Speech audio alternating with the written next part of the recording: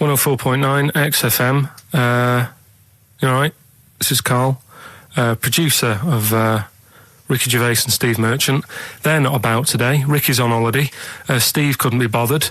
So I'm left here with all the DATs. That's a digital audio tape of all the shows they've done since they've been here over the last, I don't know, year and a half or something. So we'll play you some of the best bits. All right, so here's the first bit. That blew me away, right? That the fact that he got the name, he got the number. Spooky bit, right? I'm walking home. I called you up a couple of times and I left a message on your phone because it was just amazing. Not only was he good at magic, but his maths was brilliant. No, well, that thing adding up to 42 was like, how did he do that? I mean, we didn't even make a big deal out of that. He said that to me. He said, all Carol Vorderman's got is the maths. Do you know what I mean? Imagine him on Countdown. Yeah. He'd even know what they were going to write down. Do you know what I mean? So a bit of a wasted talent. I should see him again about that. I think he's... Right. So I get into my flat, right, and what they do in my flat where I live, they put the post in like these little pigeonholes. Right, and I don't normally check them out. I leave it for Suzanne to do, right? Sure. But this time, for some weird reason, I thought, right, I'll check it, see if we've got any posts. Open it up. There's only this. A letter for Miss Harris. Yep, there it is. Bona fide in front of us. A letter addressed to a Miss Harris. Well, does she live there? No, it's my address. She doesn't live there. Did she ever? Don't know. It doesn't matter. It's weird, isn't it? But we've never had. Normally, I think there was a guy who lived there called Yaki Shoki. Mr. 42. It was definitely wasn't an Harris, right? This is the first time we've had a letter for this woman. Yes. Right. But what are you claiming? Because Darren Brown himself admits that it is not paranormal, it is not supernatural, it is a trick. It's a trick. Is it? But he would say that, wouldn't he? Hitler said that. Play a record. Well, can we open this? No! It's illegal! No, but I'm thinking if it's a birthday card for someone's like 42nd birthday. Right. You can't open that letter. Go and put it back or you cannot open that letter. Why not? You can't open someone else's mail because you think Darren Brown's supernatural. What if we steamed it open and then resealed it? No one would know. It's only a letter. You can't, you can, but I don't want any part of it. Carl, I think you should open it. No, you open it. I'm not opening it. It's against the law. You should open it, though. We won't open it then. They won't send you to prison. Forget it. You'll get off. Cure? Yeah. Bit of cure? There's no cure, no. I'm looking... Well, I'm tempted to open it. Well, do you want to, Steve? There you go. No, I'm not going to open it, but I think you should, definitely. 6 Different Ways by The Cure from the album The Head on the Door. We've enjoyed that. The head on the door, Carl. Ooh, bit of a coincidence. Spooky, isn't it? It was only 4 weeks ago you were talking about a head and a door. Exactly. Has the door got a number on it? 42. Oh, dear. So we're not opening it? No. Well, I can't open it because as the producer, right? Oh, yeah, because your standing in society is such that they'd make a real example of you. Yeah. A producer of a tin pot radio show once a week. Yeah, he should know better. He can press buttons and talk at the same time. Sending down. They wouldn't try you in an adult court. You would get away. You would get away with it. Just they'd hear you speaking for a little while, and the judge would end up squeezing your head and letting you off. It'd be like those people who train monkeys to break in. Do you remember down in South London? We talked about it in the past, and they were going around robbing stuff, and they trained them to do it. Yeah, I don't think those monkeys would have got in trouble. It would have been the keepers. So, I think XFM would probably take the rap. Will you open it? No, I can't be seen to open it. No, he's a writer-director. Exactly. So am I. I can't be seen to open it. I'll give it here then. Right, I'm having no part of this. That's against the law, but... Right, I'm having no part of it. Open it. Come on, you've started now. Right. The thing is, right, if it's important, we can say maybe she's listening. But do you need to stress? What it could be anything. What are you going to say? We're going to say, oh, and if you are listening, Mrs. Harris, you have got gonorrhea. Call the clinic. Do you know what I mean? It could be anything. Oh dear. Oh well. I think my talk did well. Well, what is it? It's the number 42 on there. What is it? Can you say? Be careful. What? Let me see what it is. What is it? Dear Sir, Madam, your periodical dental inspection is now due. Would you kindly contact the surgery to make an appointment? Harris, Mrs. Harris, if you're listening, your periodical dental inspection is now due. You might want to contact the dental surgeon that you normally go to.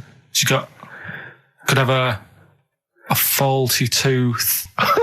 Faulty tooth. 42. 42. I don't believe it. 42. 42. Oh my God. God, that Darren's good. Darren Brown's good, isn't it? Oh dear. Ooh, those boys can rock there. That's the Guns with All Their Roses and Sweet Child of Mine. On XFM 104.9. I enjoyed that. Yeah. That was good. It rocks. I hope the audience was playing it loud like us. Yeah. Ricky Gervais, Steve Merchant, Karl Pilkington. Well, look at him yawning. How rude is that? Carl, what's wrong with you, man? Have you been up late? A little bit. Girlfriend was away, wasn't she, yesterday? Yeah, I always have a problem with that. I always have, because you don't go to bed, do you, early? Do you know what I mean? You sort of think, I just always find that thing that if, you're used to living with someone, one of you will go, let's go to bed, then you'll go, all right. But when you're on your own, you go, you just forget to go to bed. I just stay up. Okay, stop eating now, Carl. You've ate all the food. That's just a plate. All right. Okay. Yeah. No, I stayed up and watched, there was a thing on about Dracula. Right. What, Dracula? And I found a flaw in it. Go on. Not the fact that he's the living dead and and drinks blood to stay alive and he doesn't reflect and he can in turn into a mirrors. bat. Well, and you can go on. The mirror thing, you can't look in mirrors, can he? Well, he can look in mirrors, but he can't see himself in a mirror. Yeah. That still doesn't work. Go on. It doesn't work at all, Carl. It doesn't work at all. Go on. No. Well, centre parting's always really neat. His centre parting's always really how neat. does he do it if he can't look in the mirror? Blood on the floor or something it was called. Rubbish. I love the flaw in the Dracula film is that his centre parting's too neat. How did he do it without a mirror? Oh. Was it a documentary about Dracula? No, there was the real Dracula. The real Dracula. Yeah, the real Dracula. The It's true just a story. film. It had blood on the floor or something. It was called. Yeah. It's rubbish. We had a little lunch yesterday, didn't we? We did indeed. That was a nightmare. Yeah. I hate going out with you two. I was explaining to Carl, right? I like to excite Carl's imagination, right? And if it involves chimps or monkeys, all the better. Brains he likes, parts of the body, deformity. I know where to, what buttons to push. And I told him about this thing. I don't know if any of you out there know about this, but there's an experiment they did in the 50s, a clinical psychology experiment where there's your two hemispheres of the brain, okay? They're joined by a thing called the corpus callosum, right? Which is just a little flap of skin, like a little scarlet lead that joins your two hemispheres. And what they did, they cut that in half, and they thought it was a cure for schizophrenia, but what it turned out to be, or epilepsy, I think, I can't remember, was that your two sides of your brains didn't function together. You couldn't get information. I was telling Carl all this thing, and one of the things I told him was that they did it on a monkey, and it fought itself over a nut. Like its right arm was connected, by its left lobe of the brain, and it was fighting over itself. And Carl went, instead of thinking this is amazing experiment, he went, would it have been happy if you'd given it two nuts? Yeah, I know. Well, you started off by explaining it. I remember you mentioned, because I was watching the two of you as you were describing it to me, you said, of course, one side of the brain deals with symbolism. And as you said the word symbolism, I noticed Carl drift away from looking at you, pick up his mobile phone and start pressing buttons randomly. And I thought it was the word symbolism that got him. And I noticed it took you just a moment longer. And I think the first thing you said was, when did I lose you? Yeah, I knew I'd lost him. It's extraordinary. And he doesn't even try to disguise I said it. nomenclature at one point as well. Right, yeah. And I knew I was dicey with death there. Yeah. But I told you tried to look it up, didn't you, on the web? You didn't find anything about it, did you?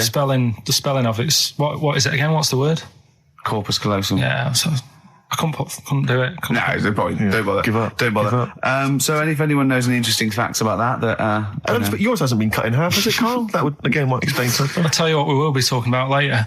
I don't know if you're sort of aware of them, Steve. Go on. Bonobos. Oh, I don't know much about bonobos. I told him about he was looking for stuff. I said, put in bonobo. He was having no luck with chimp. And they're a form of chimpanzee, but they're even closer to us, evolutionarily speaking. They've got their social groups are more like ours. They're more intelligent. And he was loving it, weren't you? So is it human bonobo Carl? Is that how it works on the evolutionary ladder? Chimp, Carl. Yeah.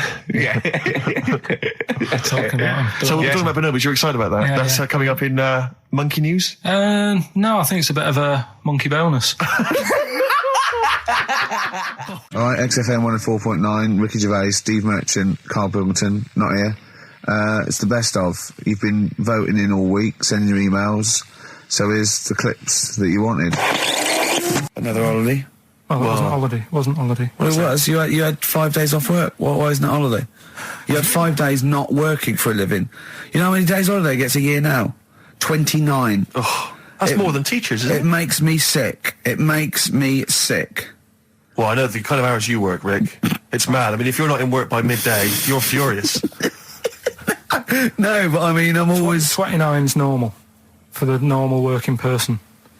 Yeah, but, you know... And anyway, it wasn't a proper holiday. I went to see my mum and dad. It's nice to see them and everything, but it's not holiday, is it? Why? It's not going away. It's not getting on a plane, is it? Going away. Oh, is that definitely a holiday? What happened before 1950? I don't know. People used to go... Yeah, exactly. People used to go to Blackpool or Brighton. That was holiday. Yeah, but I didn't Where did you go? Went to Wales. There you go. Lovely holiday. Lovely holiday. Have a holiday in Wales. That's what they say, innit? Come to Wales and have a holiday. That's what they say, innit? So come to Wales and meet your parents. Come to Wales and have a lovely holiday. Right. Well, anyway, it was good and that. It's always good to see him. Right? Yeah. But week off work. Do you know? Like my mum likes gnomes and stuff. Yeah. Right. Of course she does. She's lived with one for 30 years. She said, get your dad to take us to this park where they've got 6-foot gnomes and stuff. Right. Have a walk about. Sounds like a nightmare. Yeah. Sounds like a living nightmare. Keep an eye on Carl.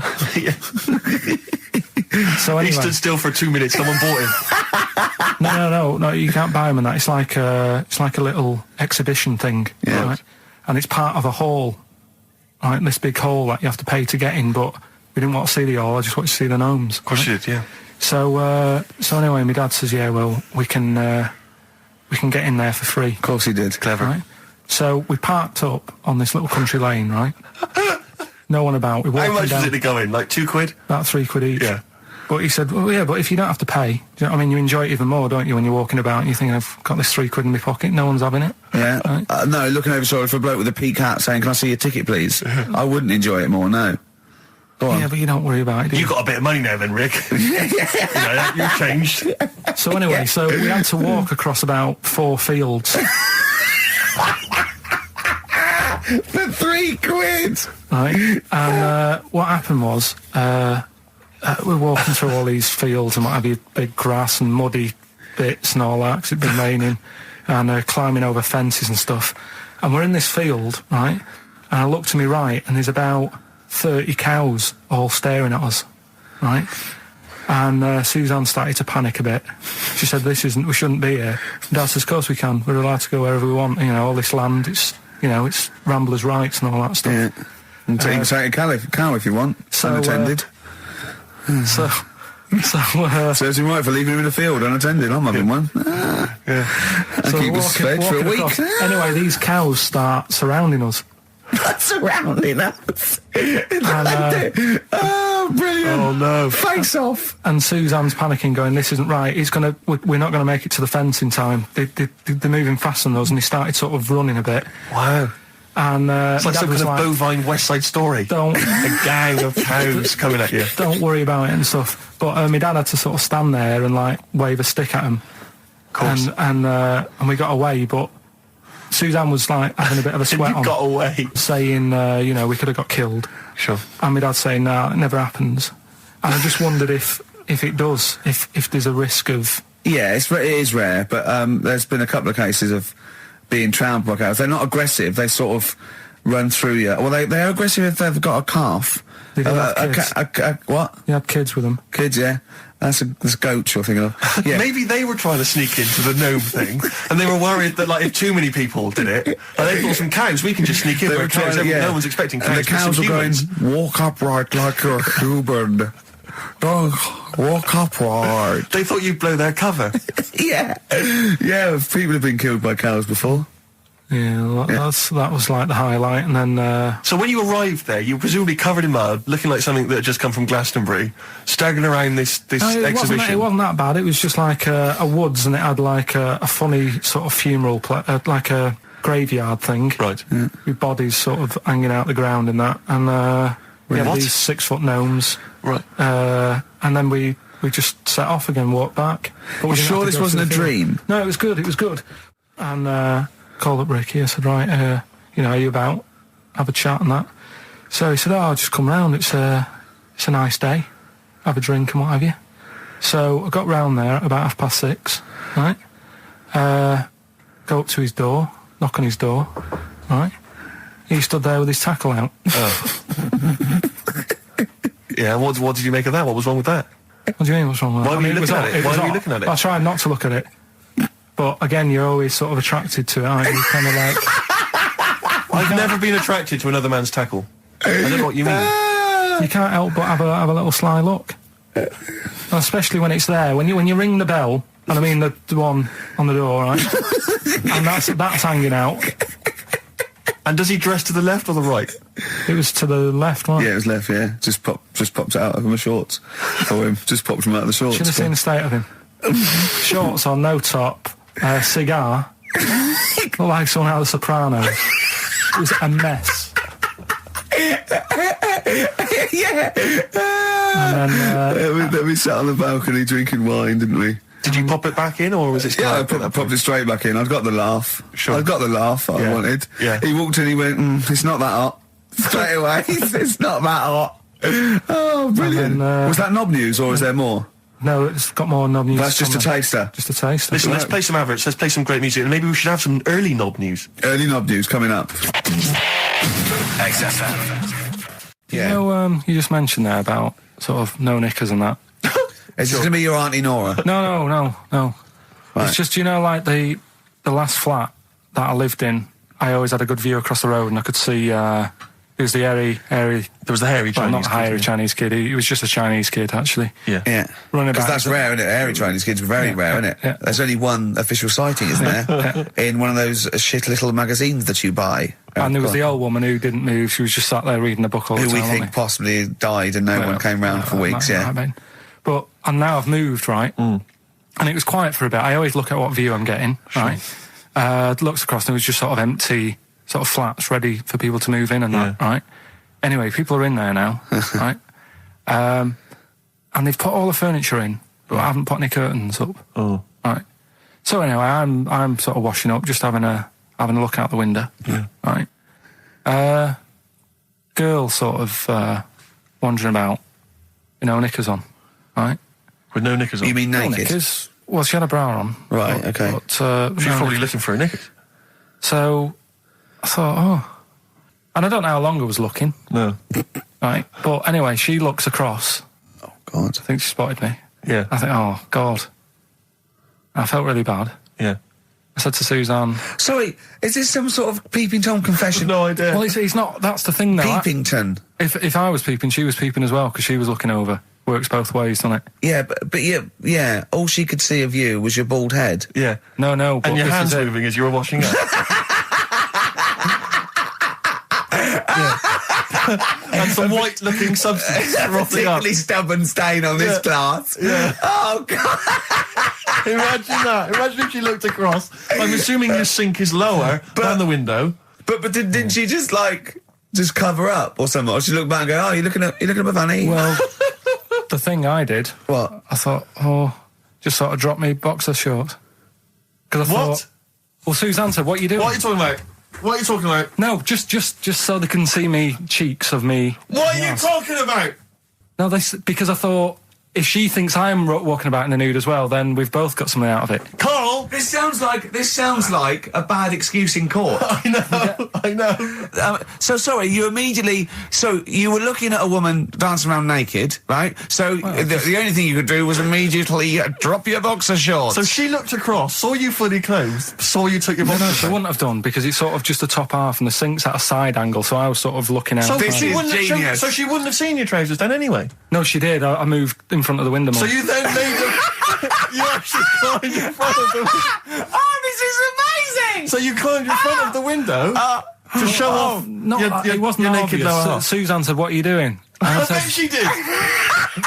What are you looking at? I sent you in here to clean What up. are you doing? I'm just taking my trousers down, standing by the window. Why? Because there's a naked woman across the road. What do you think I'm doing, Suzanne? I'm exposing myself while looking at some free fame. leave it. What's up with you, Suzanne? Anyway, Wait a minute, can I just check? A final question. What did the woman across the way... What happened? What was her I reaction? didn't look again. I just thought you've seen a bit of action as well. We're both happy. Let's leave it. Brilliant. So were you waddling around like a penguin with your trousers around your ankles? I just was walking about, and Suzanne said, "What are you doing?" I said, "I'll explain to you in a bit, but don't look out the window because then it's Excellent. obvious." Then he sees that she calls her husband to look at Carl going naked. He goes, "Oh, she's got a... Quick, Suzanne, get him out. There's only one with him. Get some more friends. They've gone one more." Oasis and Songbird. It's a nice little ditty It's all right, yeah. of a It's not so Saturday. bad. Yes, thank you. XFM 104.9, Ricky Gervais, Steve Merchant, Karl Pilkington. I think we should go straight into it, Karl. I think we should do the competition. There's Karl in the corner. It seems a little premature. Do you reckon? Yeah, I Do you think reckon so. it's so good? It's Yeah, so good. it's We should tease it out of them. Well, it's a big thing. It's just that I've got absolutely nothing to say. Sure. I haven't really. Well, I mean, like often I know you all have spoken to Karl in the week. This week, for some reason, I've been speaking to him. Oh, right. I spoke briefly to him about Michael Jackson and the documentary. Yeah. Now, of course, I thought that was extraordinary. Amazing, and I asked amazing Karl's piece of opinion. work. Yeah. And he didn't mention to me the fact that Michael Jackson likes to climb up in trees. No. He didn't mention anything about his bizarre relationship with children. He didn't mention anything about his obsessive billionaire spending sprees. Right. He didn't mention anything about the mannequins he has in his thing, or the fact that he drives around his sort of 7 hotel suites in Las Vegas in a little kind of old people's scooter. The only thing of note for Karl was he said to me, "Did you notice how big his hands are?" I'll tell you what, though, I did. What? Yeah, how you look at the man's got like a face that he's had reconstructed. Well, I can't seem to say that. It's libelous. Yeah, But, he hasn't. He's got an odd He's had two nose face. jobs. Yeah, And you're But looking at his hands. But I think it's because you look at him and he looks a bit like there's a bit of androgyny there, but it's sort of like it is quite a petite sort of old lady's face in a way. But then you see these labourers' hands come out. That's always the way with a tranny, isn't it? You know what I mean? What, you can't accuse him of being a tranny? No, he's not. No, he's not. What are you saying? No, I know he's not. got enough issues. Now you're accusing him of being a tranny. I like him. I thought he came out that brilliant. I thought it was really. I really felt sorry for him. No, I think he cleared up a few things as far as I'm concerned. I thought it was a fascinating piece of work, but I did like the shopping spree. That was great. Extraordinary, 'cause he's just got going such around bad just taste. pointing. I know it was bad taste, wasn't it? It was like one of those bazaar shops. You know what I mean? There's anything sort of a gift shop, but they're trying to make it look like Ming. But And it's sprayed gold. If he'd been living in a trailer park, he'd have been ordering, one of those porcelain dolls dressed like a Harley Davidson bike rider, or an Elvis commemorative plate. It was the kind of billionaire equivalent of that. But the hands were a giveaway. It's the same as those sort of What do you mean the hands transvestites. were a giveaway? It's like you get What was it about his hands? I didn't But even see his you know when you hands. get like a cab driver or something, right? And he decides to turn transvestite at about 60, and he goes on Kilroy. Do you know what I mean? It's that way. He's got a twin set of pearls and he goes, "I've never felt so comfortable." But his hands are still big. He's got a little wig and he's got the lipstick on. And he's with his teenage kids who are going, "Kill me." Do you think he's been having surgery on his hands to make them larger? Bigger, yeah. Is that why he was wearing that glove through most of the Exactly. But I think he wants to be a goalkeeper. Right. And they said, "Well, you can't, Michael. You've got big hands." It would help him climb the trees. Yeah. And he can play tennis now without a racket. Yeah. So what did you make of it, Karl? Were you intrigued? Michael Jackson thing. It was all right. The brilliant Blur, Out of Time on XFM 104.9. One of my post-Christmas. favourite singles of the year, and that's another thing. We'll be playing our favourite singles of the year, as well as our favourite clips of our own show. Rick, I imagine if people have got a bit of Christmas money, they're wondering what they can spend it on. Office DVD. Well, other than that, these guys have got some ideas. What, adverts? Brilliant. Could do that again. It's Oh, fantastic. Waiting on a Friend by the Rolling Stones. Yeah? Go on then, Karl. On XFM 104.9, Ricky Gervais, Steve Merchant, Karl Pilkington. Go on. Right, this one. Remember Blockbusters? Uh-huh. Right, this one is good, and we'll do this one. Rockbusters. And remember how Bob Holness used to give you a letter? Yeah. And it'd give you a question, and the answer to that question is that letter. Yes. Right, well, it works like that. So if I said to you, we'll test it out on you, Steve, right? Right, welcome to the show and that. Hello. Let's play, right? And I say, right, your first one is W. Mm-hmm. And the cryptic clue, because it's done like crosswords. Okay. So not quite like Blockbusters. Well, this young man prepared for his death. And it's a W, so the answer... And it's not always going to be like our sort of music. It can be any sort of music that's out there. So the W is the name of the answer. I understand that, but is the answer always the band name, or is it... Yeah. It's always the band name, is it, or the artist? Yeah. And so would the W be the surname, or would you have both the initials if it was someone's name? Would Elvis Presley be EP? Don't get annoyed, no. Carl. These are questions that I knew would be asked. I know because you tested it on me. So you've got to tell them. We need What's to the know point? the rules. If it was Elvis, I'd probably do E. No. Give him the answer. Give him the Right, answer. did you hear the clue? No, give me the clue again then. So the letter is It is a W. cryptic clue. It's The clue's W. fine. Listen, but, and the go on. clue is, this young man prepared for his death. This young man prepared for his death. Yeah. This young man prepared for his death. And it's a W. And it's his first name. That's what he needs Well, to see, know. that's the... Yeah. Yeah, but I don't... Well, shouldn't we have the initials?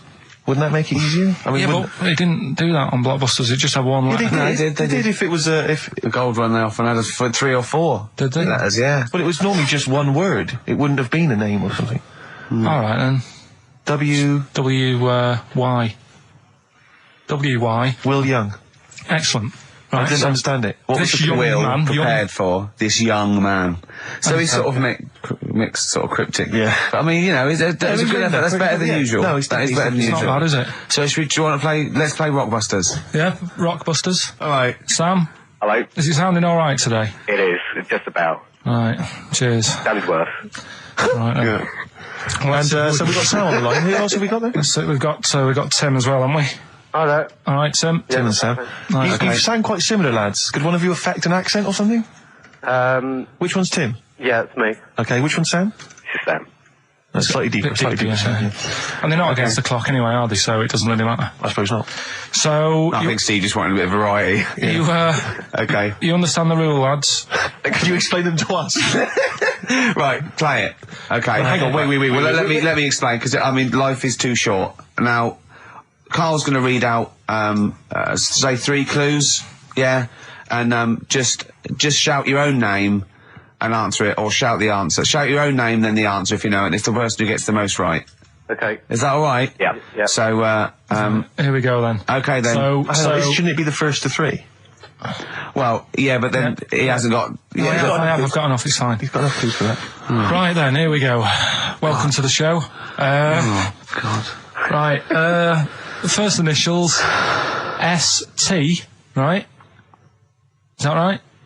Well, I don't know. Oh, we don't know, do we? How do we know? Here we go, S-T, and the cryptic clue is better than the average homeless person. Okay? Sorry, I think, is that a band? Yeah. Is it an old band? Yeah. I think that's one word. Alright then, S. It's an old 70s band. Better than the average homeless person. Tim? Go on. Supertramp. Yes. Supertramp Well it done. is. Yeah. Well done, 1 point to I have you, no idea Tim. why that's right, by the way. You don't understand why it's right? He's a super tramp. Oh, right. Better than the average homeless cryptic, person. yeah. Yeah, cryptic. Yeah. Okay, second one. Come on, Sam, you got it. That's actually quite good for Carl. Trust me, Tim. Take that as a good clue. Because, yeah, okay. We won't do this again. Wait, 1-0 Right, to here we Tim. go. Right. F. The letter is F. That's the next one we're moving on to. And the cryptic clue is, the little girl is hungry. What shall we do? The S or F? I've got it. F. Ready. Sam. Peter. Yes, 1-1. Feed her. He's pulled out of Feed her. Yeah. Feed her. Okay. Yeah. So that's 1 each. So this is the decider, isn't it? Wait a minute, ITV are on the phone. Well, you said first to 3, so no, it's not, is it?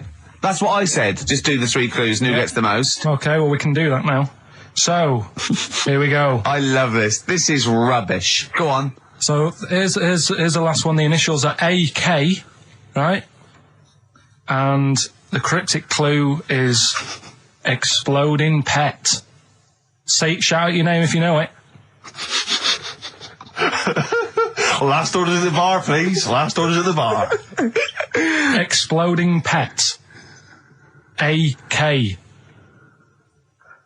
You're tuned to XFM 104.9, Karl Pilkington's quiz, Rockbusters. The format is still available. The highest bidder, please give us a call, or you can email ricky.gervais@xfm.co.uk. Is it a band or a singer? I'll give you a bit more of a clue. It's a pop band. Okay, we wouldn't. No, Tommy Kissem. Yes. Hey. Oh, this is amazing radio. So who was that won? That was Sam who won. So it's 2-1 to Sam. So he wins. What does he win, Karl? He wins some CDs and some videos. No, he's got obviously now, Sam, if you're ready, take the spot. You're going to do the gold run. Away you go, Karl.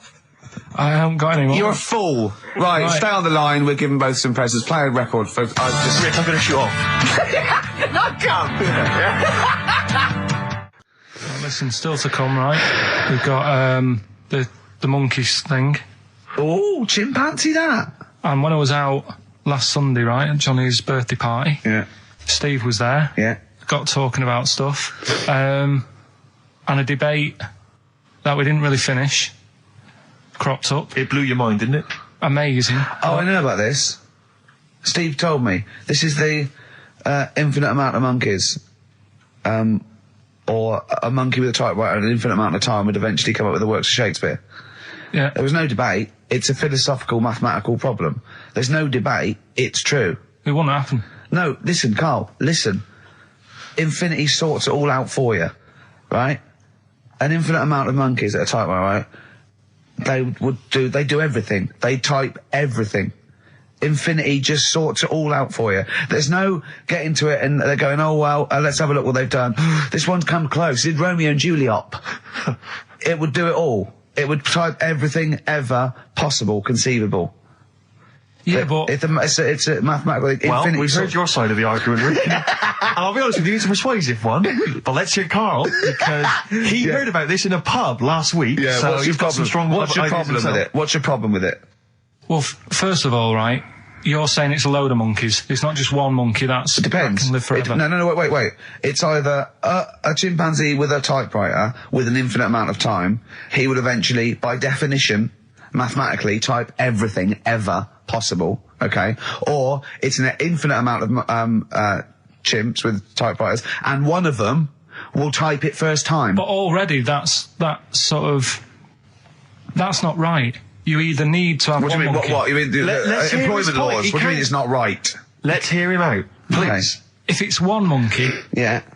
with a typewriter that's got loads of ink in it and that, right? At least it knows what it's done in the past. It's not. Keep going. Crime. If you've got a load of monkeys, it's like if you have too many. What's that saying about too many chefs? Too many chimps spoil the soup. Right. Well, it's the same thing. It's like, well, I didn't tell you to put salt in it. I was going to put salt in it, and it messes it up. Whereas if it's just one, they know what's gone on. So what I'm saying is, honestly, just leave him go. I can't be bothered. I want to hear. I want to hear the rest. This blows my mind. He doesn't know what this does to me. It's a mathematical problem. I want to hear the rest. well, it's just I just don't think it will happen. What do you mean you don't think it'll happen? Infinity works it out for you by definition. Well, what's stopping them typing the same thing again? They would. In fact, the problem should be if you had an infinite amount of time that it would type. It works for Shakespeare an infinite amount of times and everything else an infinite amount of times. But that's not as. But not Shakespeare. Oh, shut up, you idiot! Rick, do you know what he said to me? I said to him, I explained it to him. I said, God. You've got an infinite number of monkeys, infinite number of typewriters. They will type the complete works of Shakespeare. He said, have they read Shakespeare? You're an idiot! Play a record. said, no, I'm not having this they're not conversation. doing it from I'm not having it because it really, really winds me up. But you're saying they'll do it with no spelling errors. Well, they do it an infinite amount of times. And they do it wrong an infinite amount of times. And they spell the last full stop wrong an infinite amount of times. And they get one thing wrong in Hamlet wrong an infinite amount of times. They do everything an infinite amount of times. But are they going off a story that they've... Play a record, Karl, because I'm going to knock you out. I'm just saying, Shut up! do they know the story? They're monkeys! Oh, Christ. No, Right, but- okay. Right. The Cure, obviously. Yeah. That song. Right, Carl's been taking phone calls for these clues. Right, and so everyone's been saying the same thing for the last one. He's been going, no, and I'm worried. I'm always worried. FD. I just overheard him on a call. They're going, what have I been saying? Oh, no, it's FP. Dickhead. Right, give me the clues out. It's a rollover. Right, tell people. We're really sorry to anyone who would have got that right. Okay, right, do the clues quickly. Tell them it'll be a rollover, so we have to do 3 new ones. Do you not write these down, You're such a... I don't write the answers down in case Ricky looks over the thing and sees the answer. Why would I cheat? I'd rather you do something right with your life. Right, well, the clues were I've got 3 other jumpers like this one. Yeah. That was FT. Yeah. You got that. 4 tops. Yeah, that's all right. Good, well done. That bunch of people can't make up their minds if they want to sit in the sun or not. That was C. They were getting that. That was charlatans. Charlatan, right? A bunch of them charlatans, right? What What's Charlie? No, it's like, shall I go out? Shall we? Charlatans. They got it, right? Where I went wrong with this one, the Jamaican fella, he had to have some aspirin. Why? It's my fault, you know, I'm not cutting, there's no point passing the buck or anything. I said FD. A lot of people were saying, Fred Durst, like, forehead hurts, which is a good one. Yeah, which would have been as good as any of yours. But I made an error, so we'll roll it over. No. What is the answer? What is the answer? Over. Jamaican fella what? Add some aspirin, why do that? What's the thing? FP, it was Frida Payne. Frida Payne. Frida Payne. Frida Payne. Frida Payne. That's awful. You've got to write these down next week. This is I'm right. sorry, You're the producer. I know, but I've had a busy week, haven't I? That's not an excuse. That isn't an excuse. Our excuse is we don't care. Yeah. You do put care. the work in and then make a mistake. Yeah. It's better not to try than try your hardest and be rubbish. Do you see what the point? We don't care. But you've got standards. Yeah, and you're not meeting them. Think of that. You're not even reaching your standards. God. Right, well, that's that, I guess. Well, the prizes will be giving those away next week. Again. Just completely... Song for the ladies to end the show with. It's from Nick Cave's new album, Nocturama. This is a track called He Wants You. Back next week. Remember, Frida Payne. This is the Best Of Show on XFM 104.9. I'm Ricky Gervais, with me, Stephen Merchant. Yes. I hope you're enjoying the Best Of. I know what you're thinking. If this is the best, my Christ, what was the rest like? Well, we'll be back in a week's time, so you can judge it for yourself live. But anyway, in the meantime, this is one of the best clips I've ever heard. Oh, I'm laughing just thinking about what it might be. Do you know why people tink the glasses before they have a drink? Why they tink? The verb to tink. I do know that, Carl. Is it about poison? It is. Here we are. What, would it make a different noise? Nope. Brilliant. Go on, explain Why? it. You explain it, Steve. No, don't, Steve. You explain it, Carl. Go on. Oh, I've started, so I'll finish. Go on, Carl. Explain why they tink the glasses. Ages ago, Yeah. only people with money had drinking or something. That's like one of my film reviews. Years ago. Welcome to History Now. Now, ages ago, only people with money had drinking or something. Keep going, Carl. Keep going. Like spirit and stuff, so they'd, it's like businessmen with money. It's easy for you to say. This is getting to be cruel, isn't it? This is amazing. Yeah, go on. Why did you open your mouth, Carl? What were you hoping was the best that could happen? Because you were trying to make me look stupid before with the planet, so I'm not... Whereas you know... Yeah, go on, no, come on. Businessmen with money have got to drink and ching. Okay, so then we'll drink. So they'd nip round to have a chat about whatever they're earning money with. And they'd say, right, do you want a drink then? And they'd go, oh yeah, that'd be alright. Yeah. So, rather than like, just pouring it out of a bottle into a glass and saying, there you go, it could be going, hang on a minute, it could be poisoning me head and trying to like nick my business idea. Yeah. So what they'd do, it'd sort of pour a bit of his drink into the other person's glass and you get that tink noise. And that's like, cheers, you know. No, Carl, I just have a slight amendment there. I think what it was you're absolutely right that they would then test each other's drinks to show that it wasn't poison. But over the years, that was reduced to just chinking the glasses by way of saying, let's not actually bother going through the whole rigmarole. They just did the chinking of the glasses. Yeah, that's good. It was exhausting though, wasn't it? I know. Was it worth it, do you think? Well, I like that, because people carry that with them now. When they do that, they'll think, oh, that bloke's definitely not trying to poison me. Yeah. So the horrible thing is that now, when I do the glasses, I can laugh and go, they don't know I've poisoned them. Exactly. You should always do the pouring back and forth. It's a shortcut, it's a slippery slope, you know, just be careful. Karl Pilkington in the chair now, the talked about, the acclaimed Educating Ricky. Right, well, just in case anyone's new, doesn't normally listen, basically, I'm educating Ricky. Do a bit of research in a week, find stuff, news, history, anything that's interesting. 3 stories, I give them a nice little headline. You take your pick. Between now and 3, you're going to learn 3 things. Yeah? Yeah. So, the headlines are, I'll be no buying one of them. Give us that again. I'll be no buying one of them. Nice, okay. Yeah. We've also got hippopotamus news. Okay. Okay. And can you believe it? Can you believe it? Well, I'm going to go with hippopotamus news. Hippopotamus news? Hippopotamus news. Right, well, this one, it's... I'm not going to take the credit here. I heard Christian talking about this on breakfast, right? Because it's a good story that happened.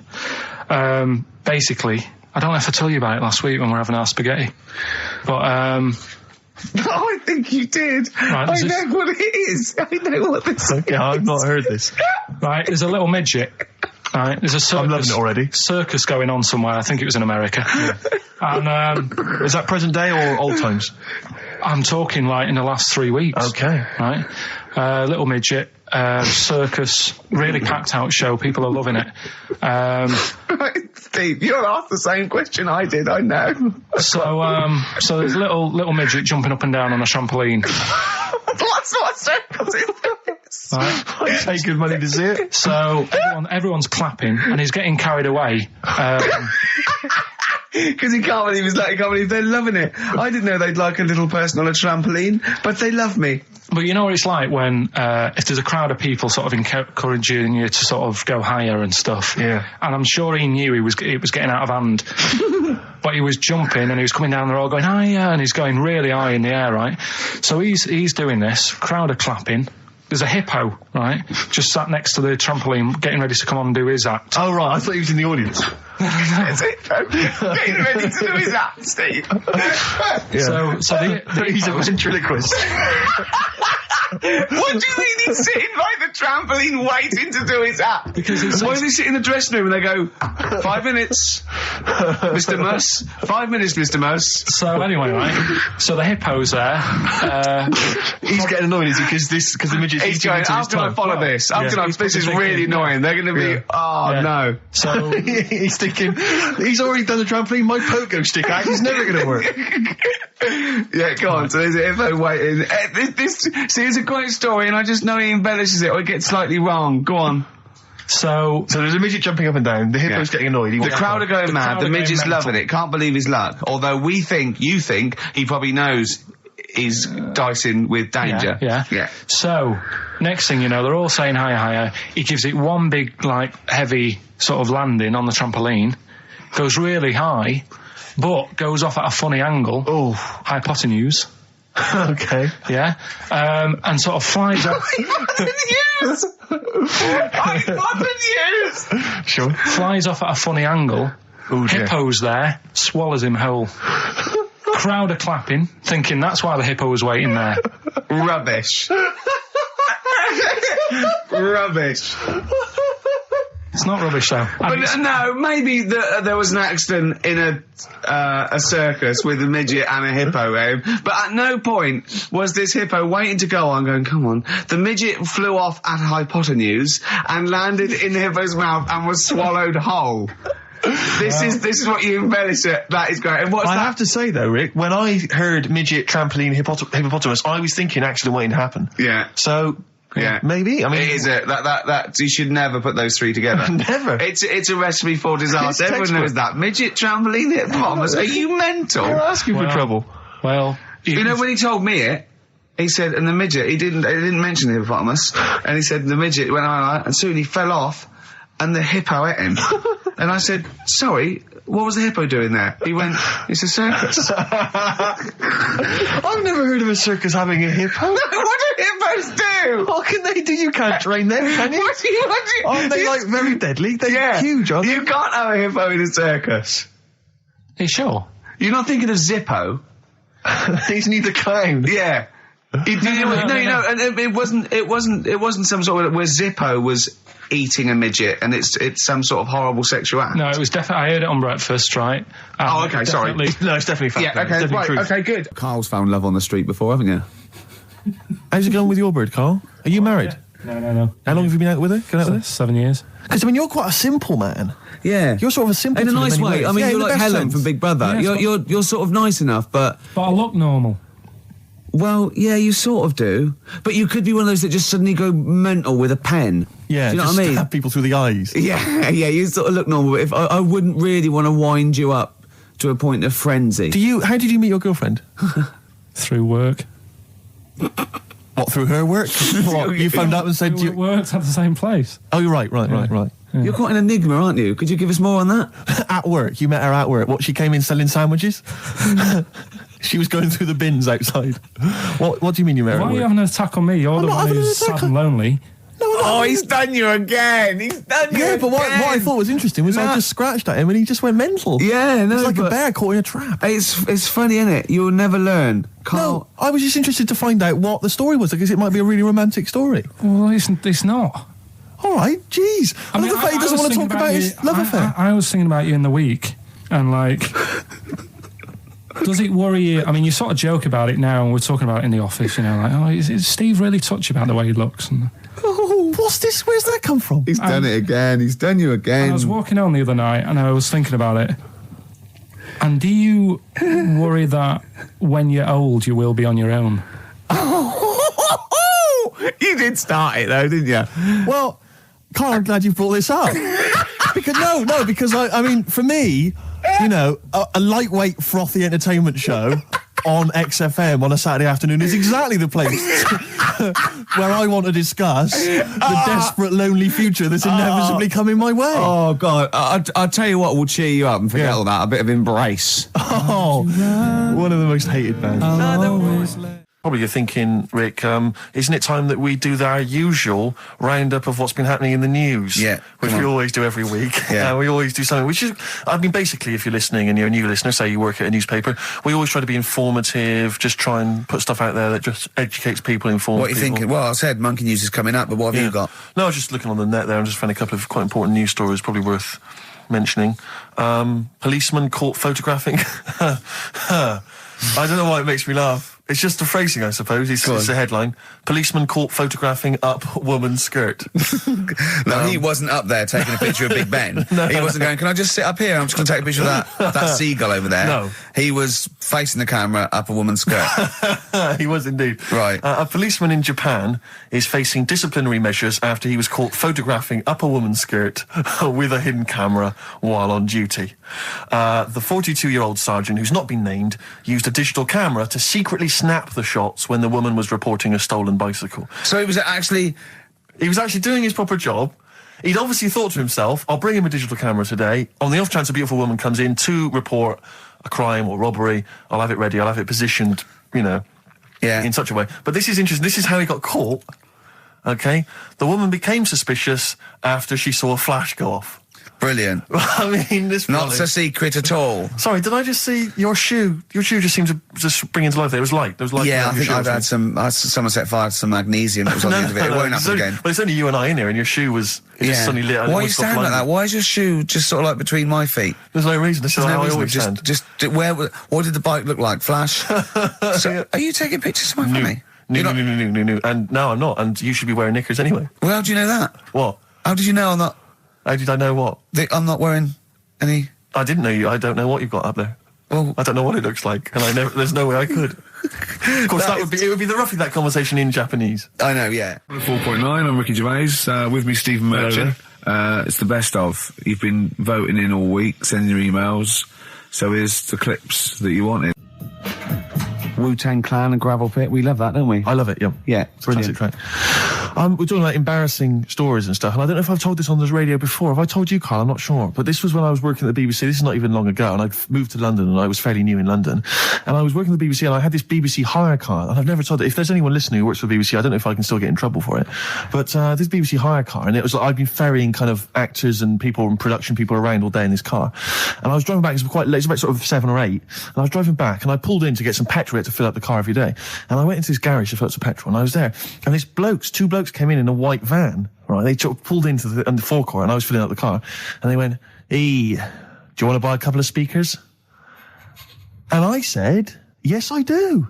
Yeah. Because, I'll tell you the reason, it was like I was so flattered that they thought I'd be the kind of bloke who would, A, need some kind of classy speakers, and B, would like to buy them on the sly. Do you know what I mean? Yeah. I thought, they like the They've seen me. They've seen I look a bit of a hustler. Exactly. Yeah. I'm a street sort of guy. You can see by the way I use my walk. Exactly. Yeah. So I couldn't believe my luck. So they drove behind the garage, the little sort of garage bit at the back, and I went round there, sort of casually went round there, sort of locked the car, went round there.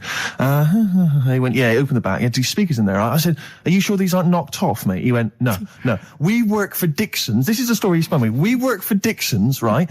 And we're delivery men. And if we make a delivery and the person's not there to sign for the goods, then we have to bring them back to the warehouse. But if we can sell them on the way back, then that's really good for Dixon's. Dixon's must love that. And instead of thinking, are you sure some kind of troubleshooter didn't... I mean, did someone going to go into Dixon's and go, you're not getting in the garage forecourt market? Jones. Exactly. Get a couple of lads in a white van. Exactly. Yeah. So anyway, so I sort of bought this story, and I was a little bit dubious, and I went, right, let me hear them then. And he wired them up to the car stereo, and boom, boom, boom, they're playing. So it was some groovy hip-hop. I was thinking, great, these guys know what I'm into. Yeah. And he's giving me the talk and stuff. And I said, I'm a bit worried these are knocked off. He went, no, listen, we got a bloke at Dixon's who can confirm this is fine, right? Phone him up, use my mobile, right? And quote this reference number, right? So I phone out, and I goes, I go, hi, some guys here in a garage forecourt trying to sell me some speakers. Just wanted to check. He went, it's fine. I went, should I just read the reference number or whatever? He went, if you want. And X14, and I'm like, yes, fine. Yeah. Okay. You know what that was, don't you? That was actually Mr. Dixon himself. Exactly. Yeah. Exactly. So I'm thinking, well, they sound great. They're giving me for a knockdown price. I'd say they were like 400 quid. They were like 200 quid or something. It was a good bargain. I was in the market for some speakers as well. Yeah. So while they were loading it's them all kosher. I phoned Dixon's. Exactly. I phoned Dixon's. That's fine. Yeah. So while they're loading them in the back of the BBC hire car, right, I'm in there paying for the petrol, right, and the guy serving goes, right. He goes, what were you doing around the back with those blokes? Right? Because obviously there's security cameras filming this whole transaction, right? And he goes, what are you doing around the back? And I went, brilliantly, there's some old mates. Some of my mates were just having a chat and that. He went, oh, right, okay, like giving me obviously the evil eye. So I went back to the van. So I'm in the car now, and I'm driving with one of the blokes who's in the van with me because I didn't have the money on me. So I had to go to the cash point to get the cash, right?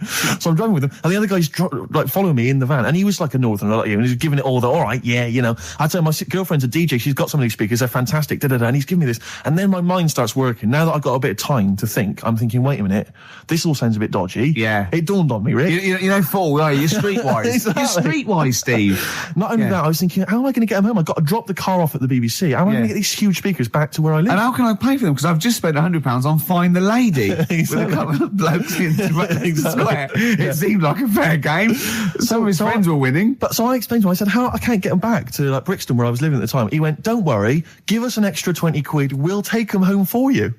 Oh, that's good. Delivery. They do a whole service, you see. And there's also a backup guarantee. Did they have the guarantee, the 3-month guarantee? They didn't. No. But I said, I'm not sure about that. He went, well, why don't you put them in a cab, send them back, and your housemates can collect it? I was like, oh, no, there'd be no one in. And I was beginning to sort of get a bit conscious of like, maybe this was a bit of a scam after all. So I pulled into like a little side road. I said, I'm not sure I'm into this now, actually. He went, what are you talking about? It's 200 quid for a pair of speakers. It's a bargain. Never get a bargain like this, mate. I'm going, not too sure, actually. I don't think I want them. He went, 150 quid, mate. 150 quid. I went, no, he's 100 quid now to you. And I'm thinking, wait a minute, this doesn't sound like the kind of work that Dixon's would be doing. Dixon's don't do that when I go in. This is it. Dixon's never negotiate in that way. When I go there, look around and I leave, they go, where are you going? Exactly. I go, no, we'll have anything then. Have anything for a So quid. I stopped the car and the white van pulled up behind me with his mates in. Sure. And And I said, can you get them out? I'm not interested. And he went, 100 quid, mate. Oh, you, and he was just going, you tosser, you obviously want some speakers. And he was having a go at me.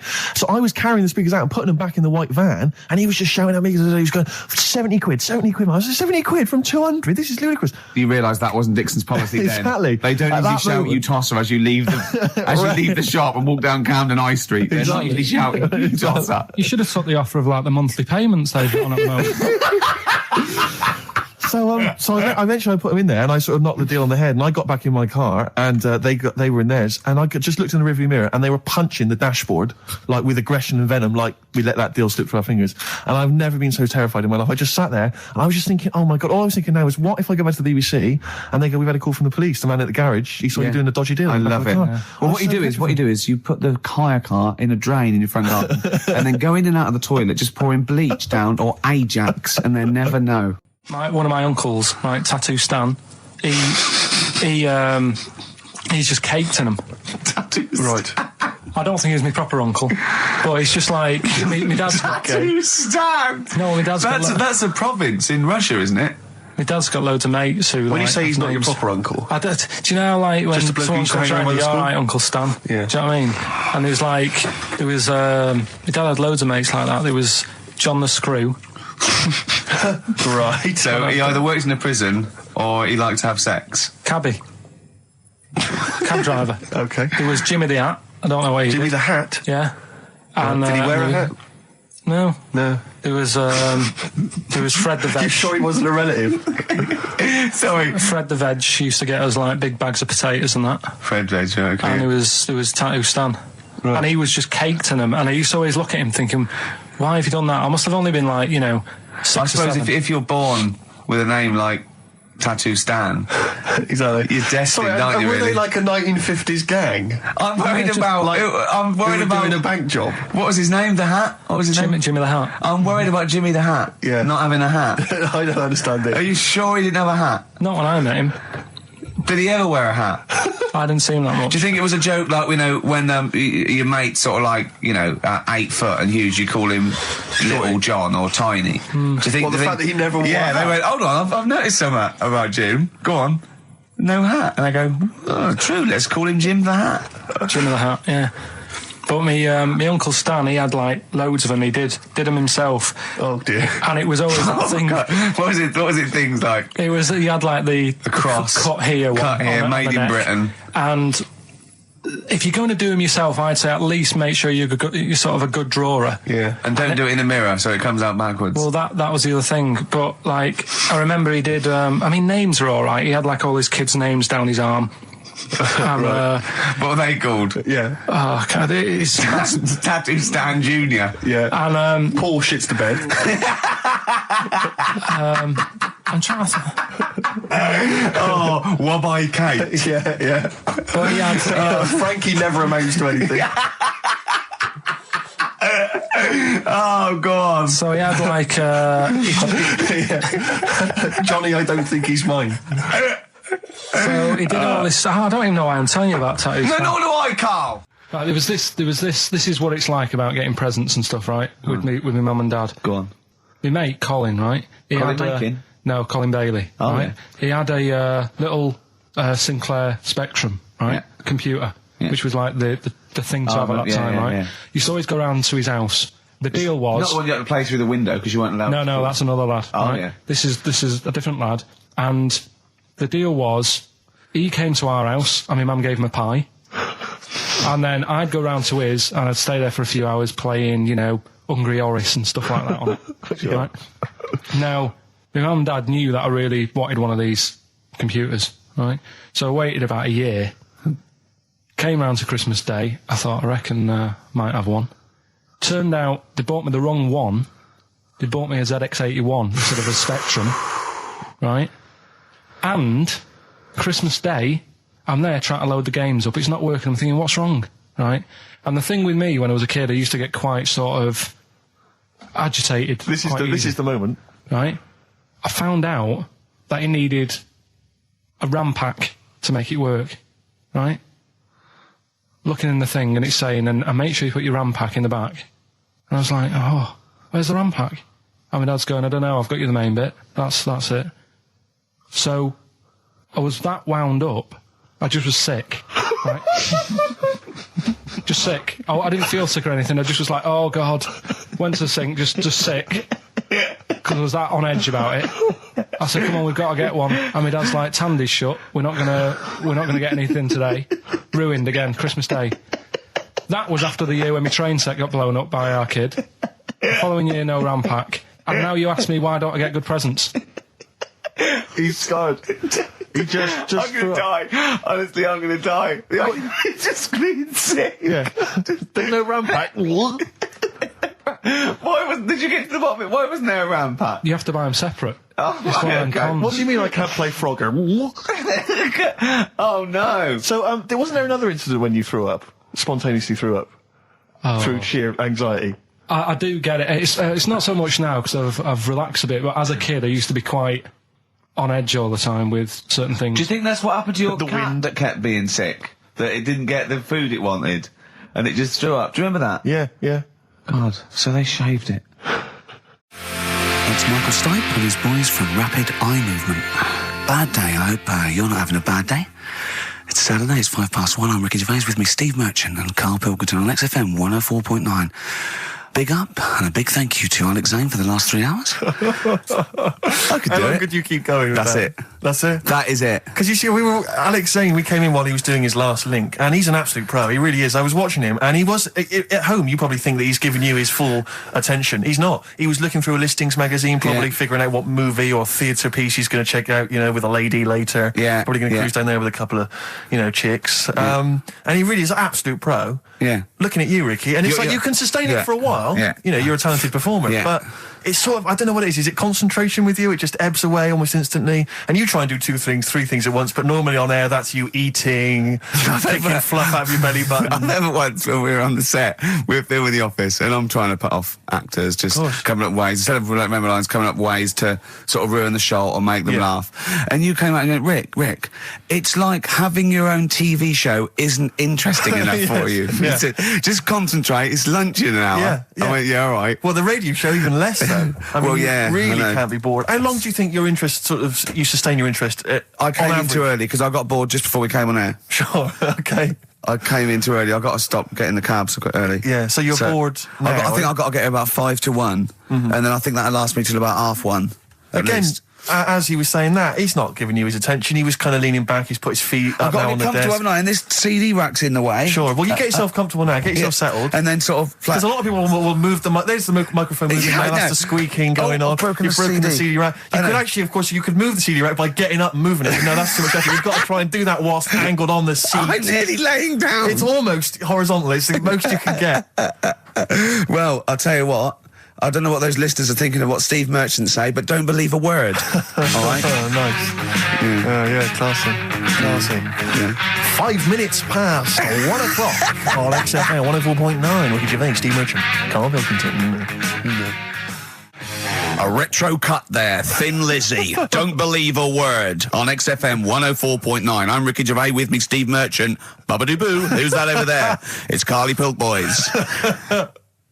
You all right, Carl? Oh, that's clever. How you doing? Yeah, I'm all right. Yeah. Yeah, come on, up, bigga bagadoo, up, yeah? Project. There's people out there wanting to, cheer up their Saturday afternoon. We're the boys for it, yeah?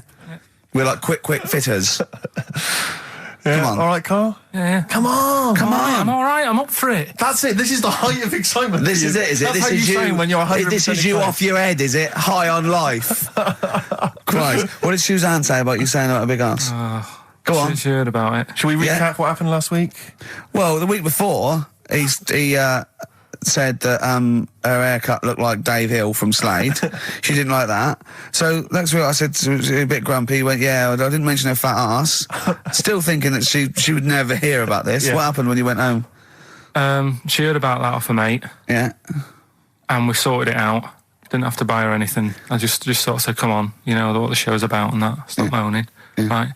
That was all right until about Thursday, when I was reading about, do you know, like they say there's like 2 worlds and that, and whatever I'm doing now here, there's another one of me doing the same.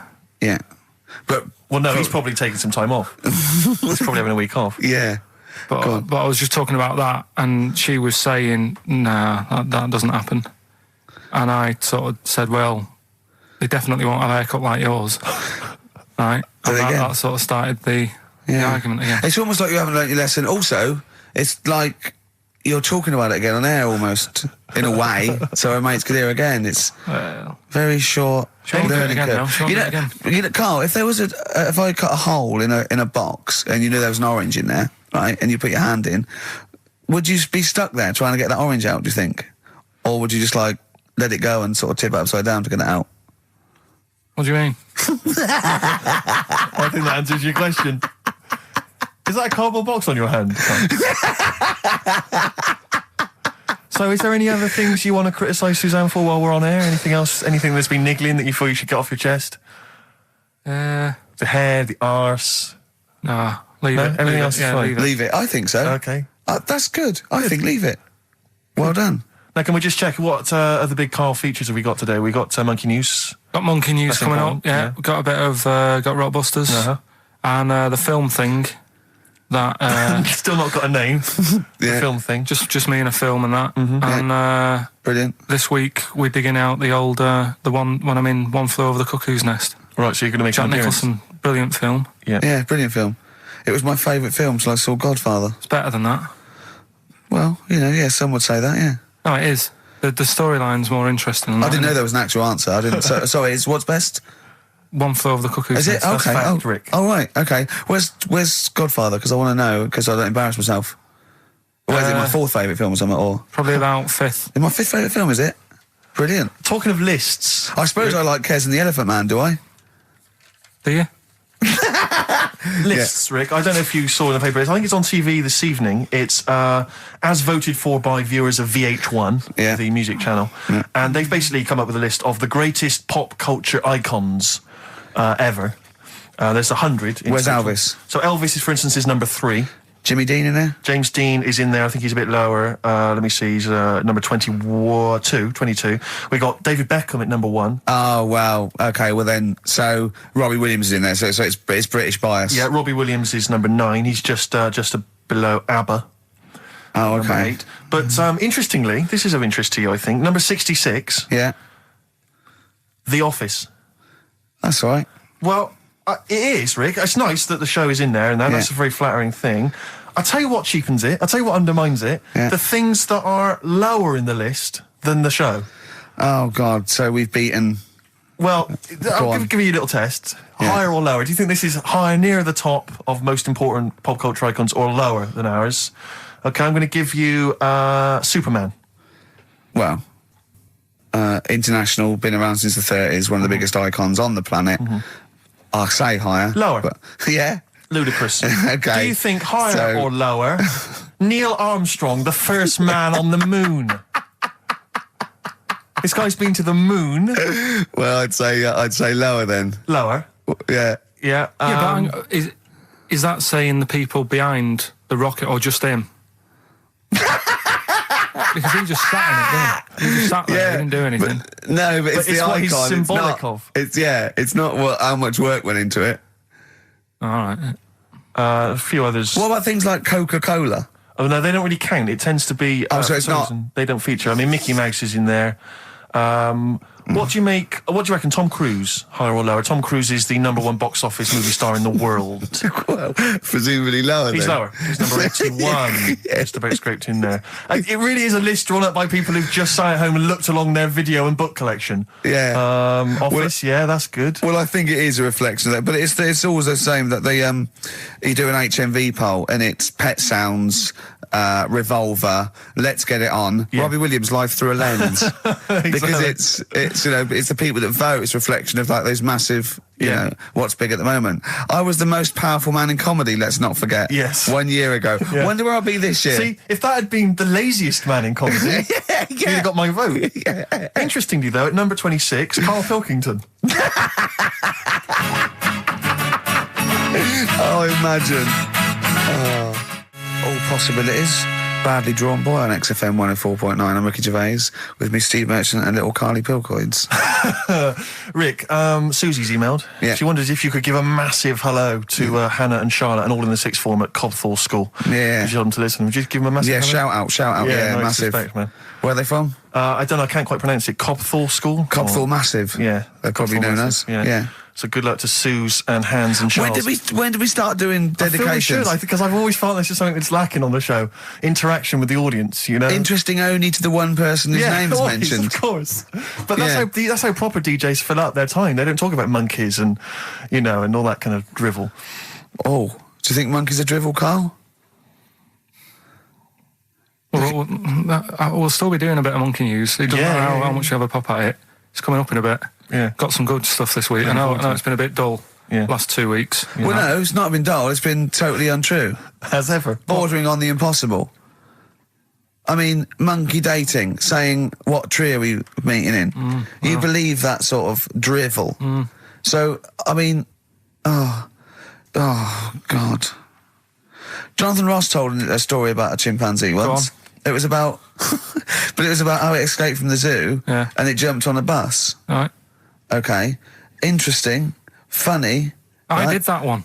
But is there possibility in that one being true? I did that one. I think you said something like he drove the bus or he was conducting it or I think fares. you said he took it to Spain. Do you see the difference? It's that little stretch of credibility that means it's all shite. How is Jonathan Ross? All right? Is he? I wondered how long it would take before his name popped up. How is he? How is the old man? Looking forward to his birthday Monday? Oh, dear. Yeah. I don't know if any of the listeners saw Ricky on Jonathan Ross's TV show last night. Yeah. What? I mean, man alive. What? Well, that's not an interview. How is that an interview? What? It's not. He wasn't interviewing you. He's like two pals just having a laugh. And if it was like it was a family do, and you just happened to film it and stick it on the telly. My friend made a good point. It was like any minute his kids were going to pop out, sit on that sofa next to you and go, "Oh, Uncle Ricky, do the little dance." It was unbelievable. I mean, what were you wearing for a start? What's that? Some tatty old jumper like you'd just been doing some Artexing and he'd gone pot round with it. We're having a couple of drinks. That was Lambretta. Was it inside out? Trendy jumper. How do you keep getting things with the St. George cross on it? What do you mean? That's the only one I've got. Loads of stuff. T-shirts, jumpers, shoes. No, I've got a Union Jack.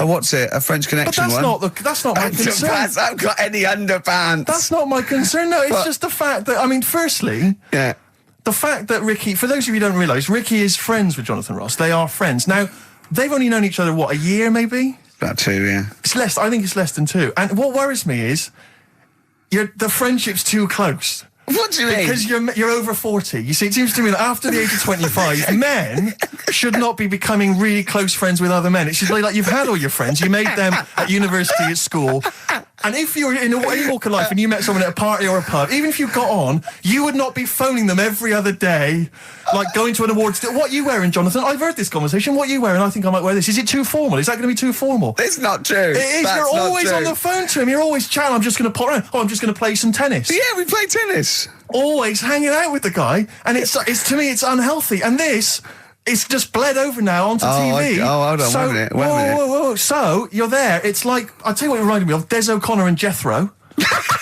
coming on to plug his live video. Or Tarby and Kenny Lynch. And then at the end of the interview, after they've been, mutually backslapping, he gave you a pet. Jonathan Ross gave you a cat as a replacement for your cat which died. Now, to me, that's an inappropriate gift. Why? It's a lovely gift. You should be. I don't think people should be giving pets as gifts. Do you know what I've got him for his birthday? Up to a wedding with I just bought you a cat. Do you know what I've got him for his birthday? I hope he's not listening. I've got him as child. Well, you may as well, because that's what it's like, a cat to me. I've got a small Rwandan child. A cat to me is like, I've bought you this small child. I was going to sponsor him, but I got a bit of cash, I've flown him over. It's too intimate, it's too much responsibility. Do you know what I think, Karl? Go on. I think Steve's a bit jealous. I'll tell you, I got good reason to be jealous. What? I got good reason to be jealous, I just remembered this. Your birthday, Jonathan Ross was there. Karl Pilkington was there. Yeah. I don't remember being invited. I don't remember being invited. Was I there, Karl? You were there. I don't remember being there. But you're with him all day and that. Right, So- okay, well, yeah, but he sees you a lot. I mean, Jonathan, he's round his house every other day playing tennis, and who else knows what, swimming together and sat in his jacuzzi, cracking wise. What happened there? What happened there?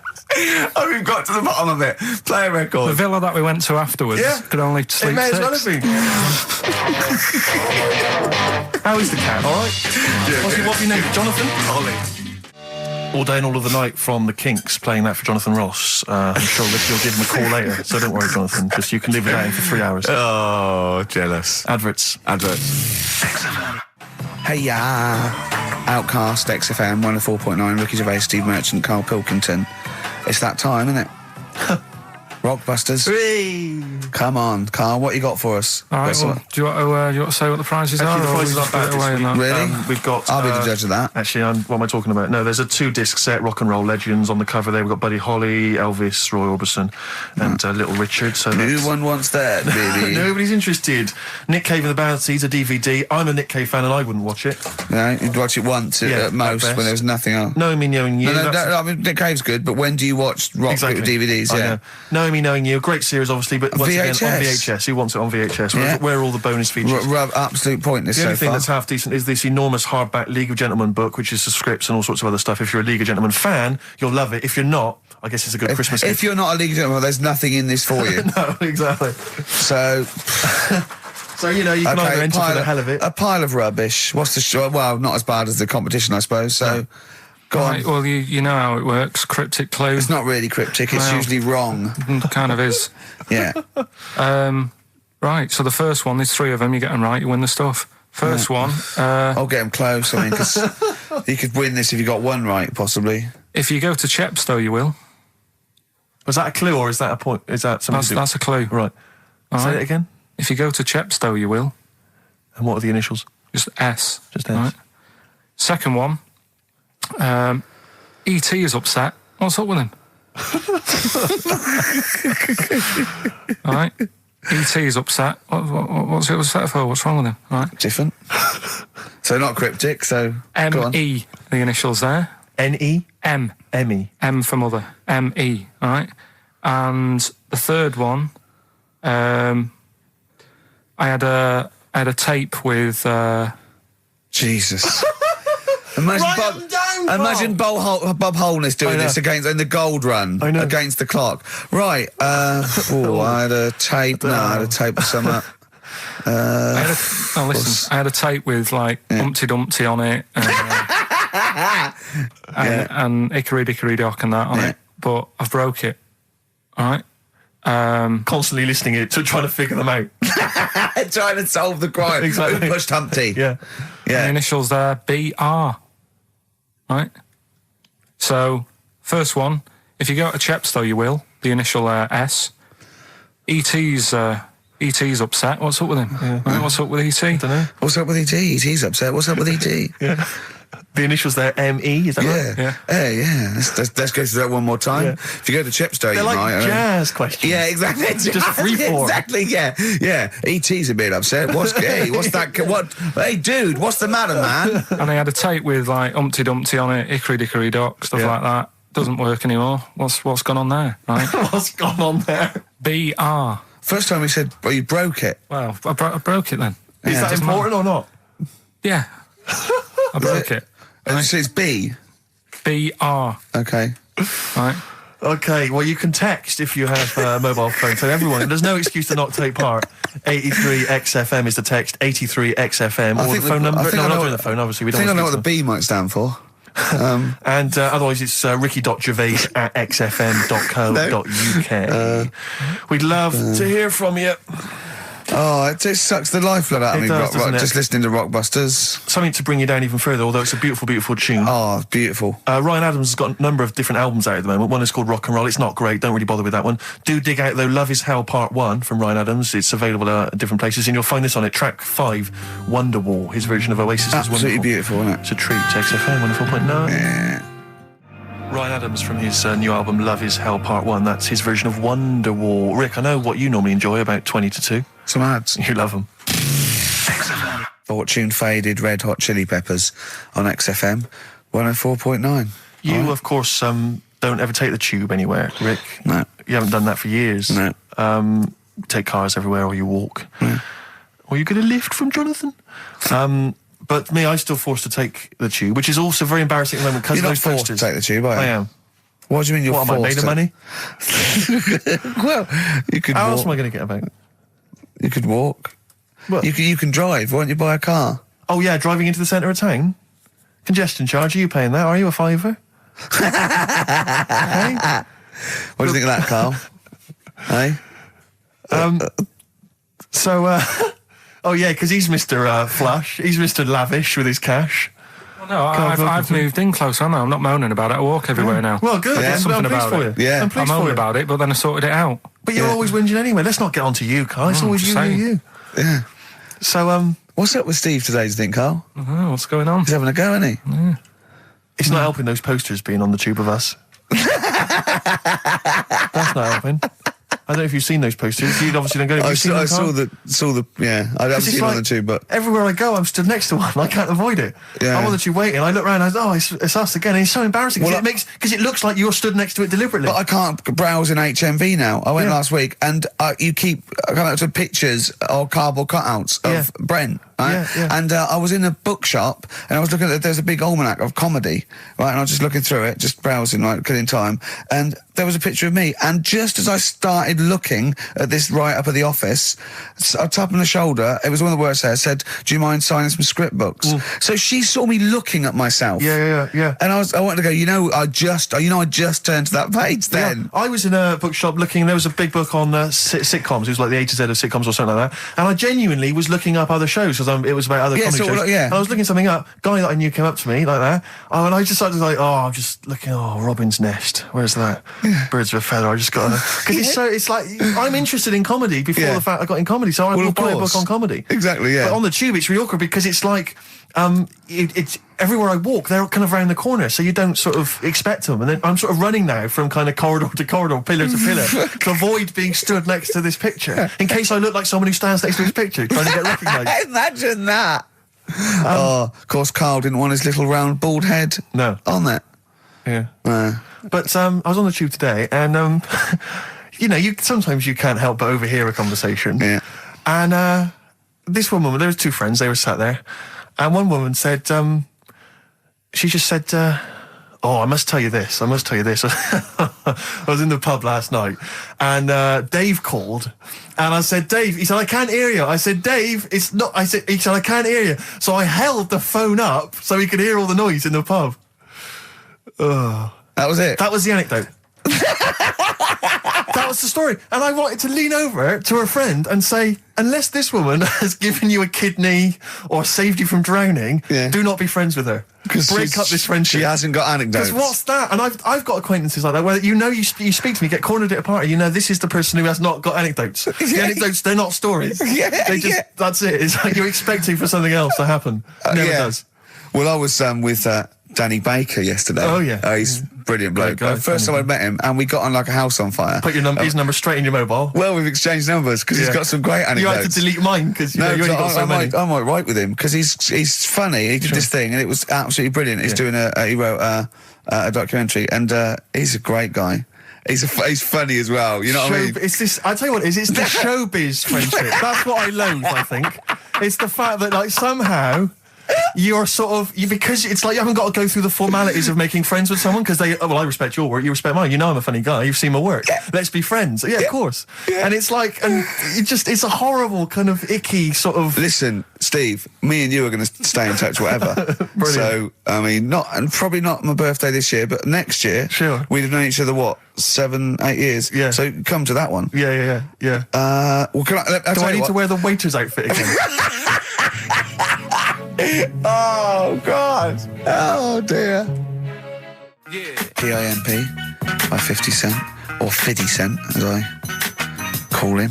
XFM 104.9. I'm Ricky Gervais, you're Steve Merchant. There's little Karl Pilkington bod over there. All right? Yeah, not bad. Listen, Oh, he's perked up. Yeah. Oh, he's back in the area.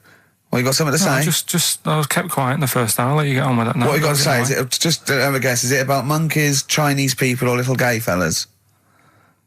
It's about little gay fellas. Is it? Of course it is. Go on. Yeah, but not because I like Sorry, I'm taking just the mick making in a that. tally. Let me just note that down. Yeah. No, but it fascinates me, doesn't it? All stuff like that. That's a bit sort of different. Yeah. Yeah. And that. You were showing me. Like monkeys and Chinese people? Well, and that thing you were showing me before, the half woman. No, you weren't impressed with that. Well, no. You know that woman that's got two pieces of genetic makeup in her, where it was two separate sperms and two separate eggs fused, and she came out as sort of a normal person, but she had this residue of genetic material, and so she's had two children that aren't genetically the same as her. Yeah. Right? And they showed it in the paper by doing her half white and half black to show the two different, you know what I mean? Just for, Yes. he went, does she look like that? I said, of course not. He went, not interested then. Of course. Yeah. So how could I tell? Not interested in that at all. Yeah. If I'd have said she'd given birth to a monkey, fascinated, Yeah. straight away. Well, anyway. Go on. But that's what I'm saying. I'm just interested in weird stuff, right? Yeah. So am I. That's why you're on the show. Talking about little gay fellas and that. Yeah. Northern Line, the underground tube thing. Not train. the boy band. Right. Apparently, on a Saturday night late, I don't know what that is. What time late is in the sort of gay community, as we've discussed before. Yeah. But apparently, the last carriage on the Northern Line, they all get in there. What do you mean they all get in there?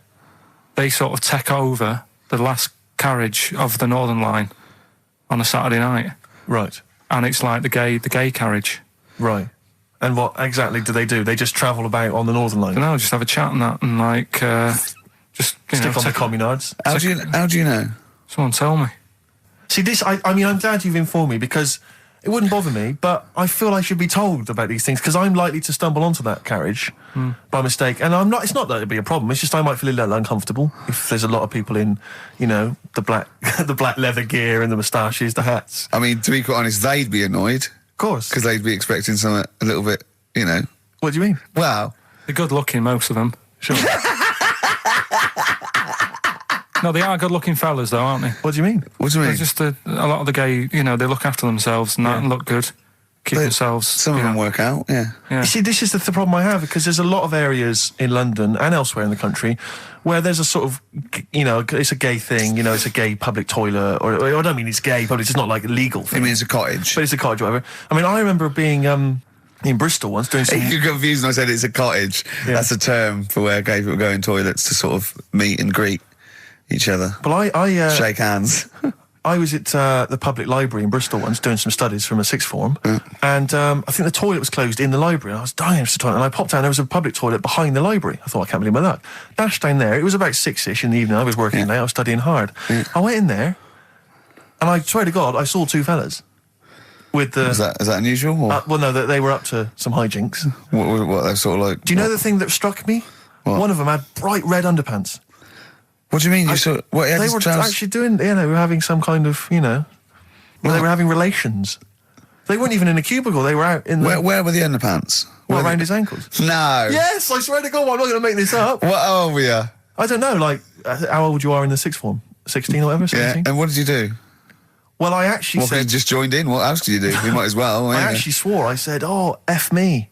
And then I went, oh, no, don't. No, I did. I swear to God. I did.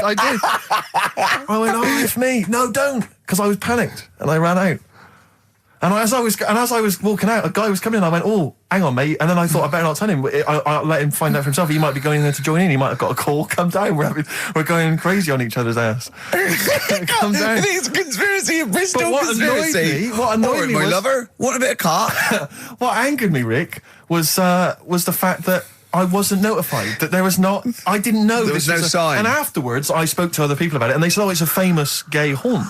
But what annoys me is I feel that they should put an ad in the local press, a big paper, like once a week, like, you know, when they recall cars if they're damaged or there's a fault, or couriers might bring back stuff if they're sort of faulty goods. They say recall and we'll give you money back. They should just put an ad in the gay community should put an advert in that just says, these are the hot spots, this is where you're likely to find us doing some stuff. If you're not gay and you might feel uncomfortable, avoid them. And just list them, or little pictures, or, you know, a map or something. Anything, because like the gay tube thing, I don't know. Fun. 1, 2, 3, railway cuttings. Well, not that. It's more of a sort of social awareness thing. Yeah. So people, you know, don't feel uncomfortable and. But they don't want it exactly to be like sort of walking in under a neon sign. Why? It's legal. yeah, big arrows. Oh, as if. What do you mean? What's wrong with that? Because, well, it's actually a public place. I don't think cottaging is strictly legal. But they don't even have to specify what they're going to do. Some people, they're not. Some of them aren't. I don't think it's probably seen gays, is it? Yeah, but it's not. Yeah, but it's not the people that go out and they say I'm gay and I like Barbara Streisand. It's presumably the sort of people that do that are people that either aren't quite out yet, or do you know what I mean? Or they're doing having a quick way to their wife and kids. Yeah. I don't know. I don't know completely how it works, but I'm sure there probably isn't a place like free bumming here tonight. No, there is kind of. What? Because I was walking home one night through Soho, right? Just because that's the way I have to go, not because of do you know what I mean? I wasn't going there on that, right? So I'm walking through, right? And I was handed like a card, which was like a gay event, right? Now, that's a bit weird, isn't it? That straight away he's presuming that because I'm there that time of night. Well, and you got a shaved head and you sort of like, you know, you sort of like quite look after yourself and you got some nice clothes. Yeah, but it's still... You look can't like really a little presume. bit rough, don't you, from Manchester. You look like a northern rent boy who comes down to stand outside McDonald's. But the card was rubbish, right? What do you mean? Had this fella on it, right, all sort of greased up and that. What would you look? Just having a look what he'd handed me and that. Right. Just having a look. Picture of him, sort of sailor's hat on, tan body, like just his arse out like that, and rubbish slogan, right? The best bum in W1. Is bum there a noun or like a verb? What do you mean? Well, to bum, is it like get the best bum you've ever had, or he had the best bum? I think it's just I don't like suppose you asked. No. I don't suppose you called the number to check. What do you mean exactly by this? Does it mean you've got a great arse? Do you mean I will be well bummed, or do you mean you've just got a good... Come on now, let's Can I just a final point about, because I asked my friend how it all works up on the Heath, because I live in Hampstead Heath, near Hampstead, and I was where I didn't want to go walking and get myself involved in anything. How can you get involved? No, again, I didn't want to walk. So like, oh, yeah, believe it. I couldn't say no. Oh, my wrist, it's knackered. What do you mean? Well, I was there for about 2 hours. I must have gone about 43 of them. But, you know, I didn't like to say no, because they were so pleased to see me. Oh, well, it's God. not so much the fear of that. It's not good skiing practice. I was doing 2 at a time for a little while. It's not the fear of that so much as the fact that, again, you don't want to gate crash someone else's party. Do you know what I mean? No. You don't. If there was a straight couple having sex, you'd want, oh, I'm sorry, and you'd want to avoid that area. Of course. But I just find so someone told me how it works, and apparently you just go in, like sit on a bench or something, and then a guy just sits on the bench and they just look at each other. There's not really anything said. It's just a kind of nice evening or whatever. You know, I guess it's like 2 a.m. or whatever, and then they go off in the bushes and ding dong. But it's like I don't know how that culture's developed. I love this programme now. Why can't that be the case with women? That would be amazing. You just go out to the park and like 1 a.m. you just sit on a bench. You just be like a scene from Gigi. Exactly. Just walking along with the perambulator. Yeah, exactly. But that would be a joy if there was none of this formality. You've got to talk to them, buy them dinner. Oh, you know, you're joking. Romance. Oh no. Just this kind of informal thing. It'd be great. So what would you do then? You go up to a woman and go, come on. Yeah. Let's stop mucking around. We know why we're both sat on this bench. There's a nice bush over there. Yeah. Let's have a bit. Yeah, and then she'd go, yeah, great, thanks. I'm killing some time before I, pop into town. Yeah. That'd be perfect, thanks. You make my weekend. So you're jealous of gays as well as me? In a sense. In a way. What do you think, Carl? Let's put a track on. Why? Are you getting scared now? You brought it up. Is it getting too close to the bone, so to speak? Radiohead and There on XFM I'm Ricky Gervais, with me Steve Merchant and Karl Pilkington. I was talking to my dad the other day. He was saying he lived in Bristol, and my family live in Bristol, and so they can't really listen to the show. And he said, I was thinking of buying your grandparents a digital radio for Christmas, so they can listen to your show. Imagine them listening to that last link. About you? And then me seeing them at Christmas. Steve, you never told us you saw two blokes bumming. Yeah, and then what's that about you jacking off 30 men? Exactly. You've got to say no, lad. I know you're a nice fella, but just because they want relief, you're not the man for it. Oh dear. They must be so proud. Yeah. Rockbusters. Yeah, they'd be loving this, right? 3 clues were, first one, if you go to Chepstow, you will, right? The initial was S. That was seahorses. All right? That was the answer there. I'll give you that. That's fair enough. I'll give you that. E.T.'s upset. What's wrong with E.T.? What's wrong with him? Yeah, right. The initials M.E. Yeah. What's up with him? He was Missy Elliott. All right, Elliott. Doesn't count at all. What? Doesn't count at all. Missy Elliott. You know what I mean? What's wrong with E.T.? What is that with him? No, just let him explain it. Sorry, Carl, do it again. I wasn't listening. Do it again. Elliott, yeah. Who's in E.T.? Yeah, just do the clue again. Right.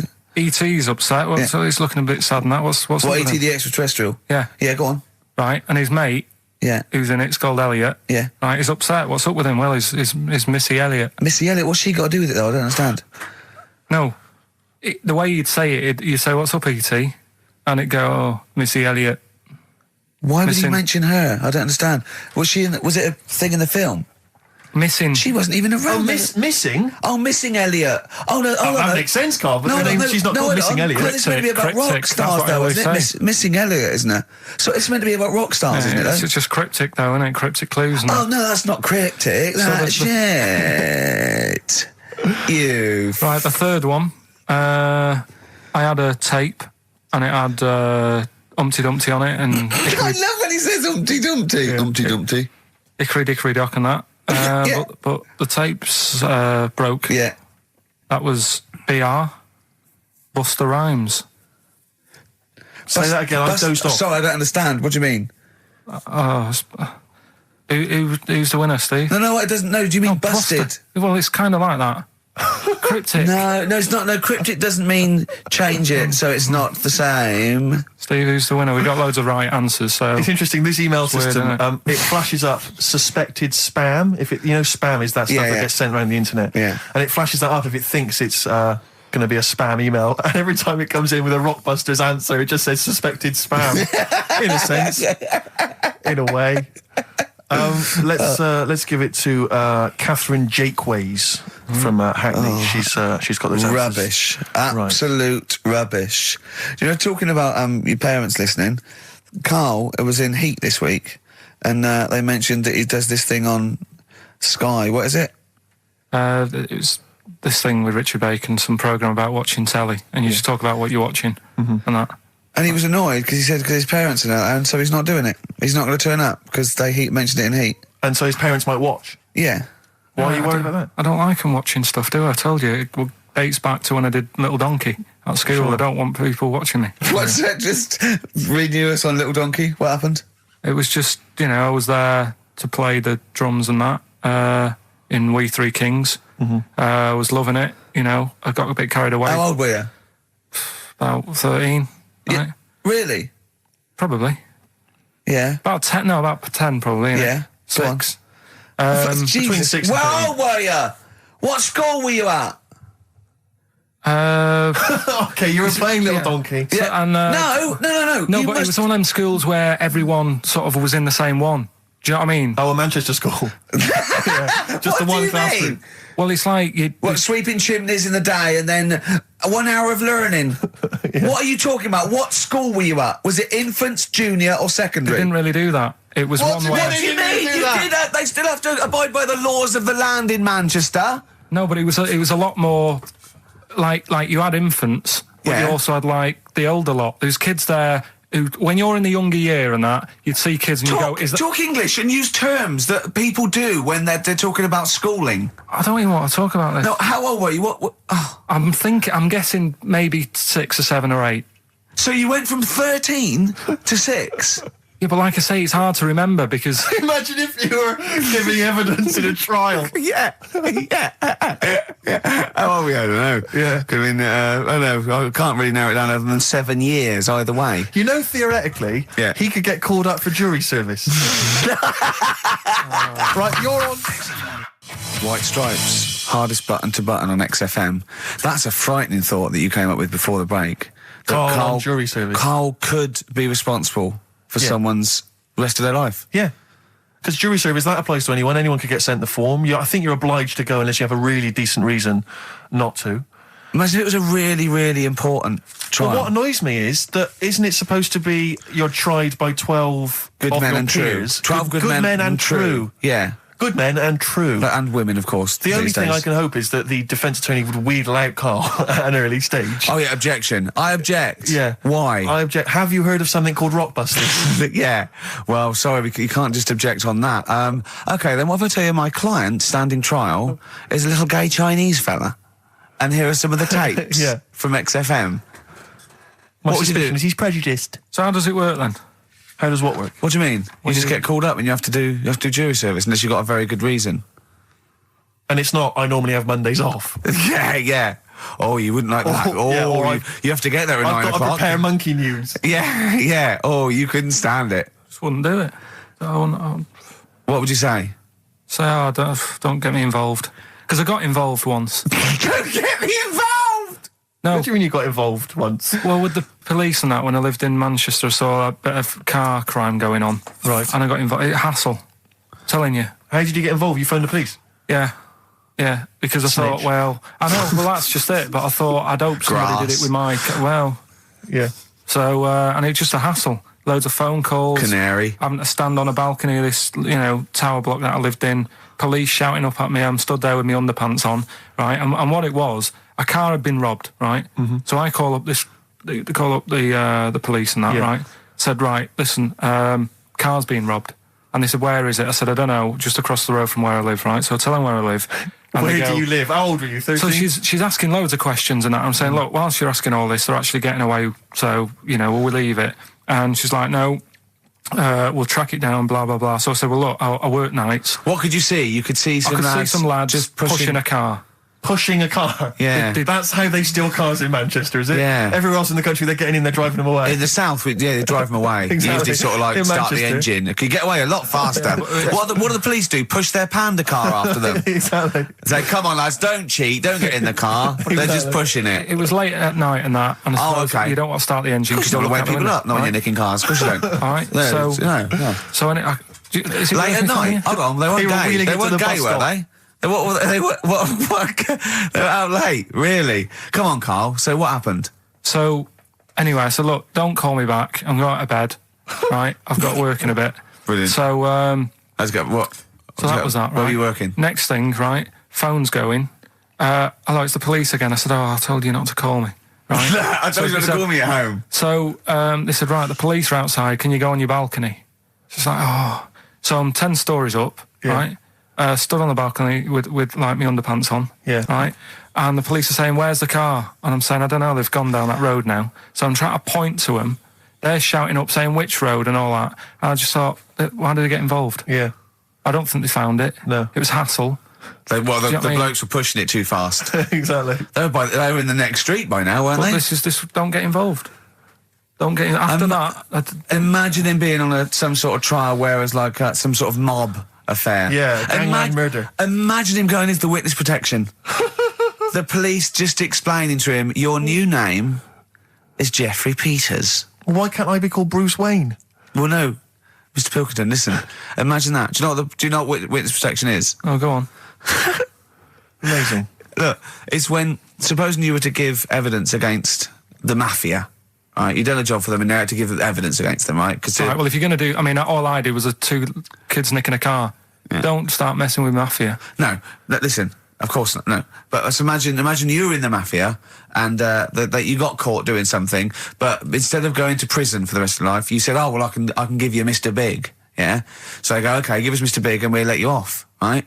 So the police go, right, okay. I got handed this leaflet in Soho. So you go, well, I'll give you names. They go, right, will you give evidence in court? And you go, yeah. They go, right, we'll have to get you away because you'll be done for. So you give us all the names of Mr. Big, right? We'll give you a new identity, a new passport. We'll let you go and live in Canada for the rest of your life with Suzanne, right? So why have I got to do all that? Because they'll bump you off, won't they? How did you know it was me? They'll find Because you have to give evidence in court. So they go, oh, Pilkington squealed. So you got to change all your life. Yes. Yeah. They've killed someone. Yeah. Yeah. Well, look, you just know you're giving them in to keep you from going to jail. So you don't want to spend the rest of your life in prison because you're involved in something or assault or whatever. It doesn't matter, Carl. No, listen. How would the mafia know that I've said something? Because you say in court, those are the people. He's Mr. Big. He's Mr. So-and-so. He ordered the hit. Don't you know anything? It's a lot of messing around, though, isn't it? So I've got to leave this job, yeah? I think they might try XFM first. I'd have to... What? I'd have to bin Suzanne, would I? No, she can go and live with you. You have to cut off all your ties with your friends and family, though. You can't contact them. You've got to leave them behind. Would she have to change her haircut? Possibly. When did the murder happen? Yeah. What would the new identity be that you'd choose? What would you choose for yourself? What name? Probably, I wanted to be called Brett when I was a kid. Okay. Right. Brett what? Brett Pilkington. You got to change your surname, yeah? Yeah. Well, yeah. Yeah. Maybe go X-Directory. Where would you move to?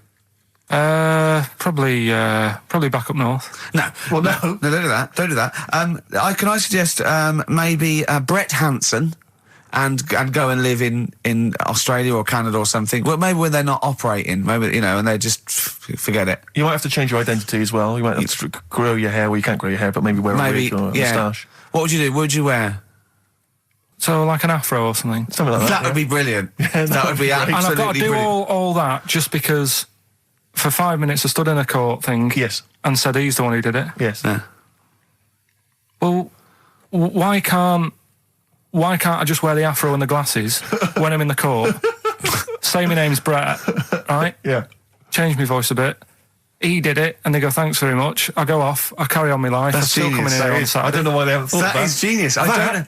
Discounts all the witness protection scheme. Why don't they do that? Yeah. So they go, well, I'll go to court as Brett Hanson Yeah. with an afro. I don't like that. Yeah. Right, and then when I come out, I'm back to Karl Pilkington, still talking like that, but without the afro. That is perfect. You've got...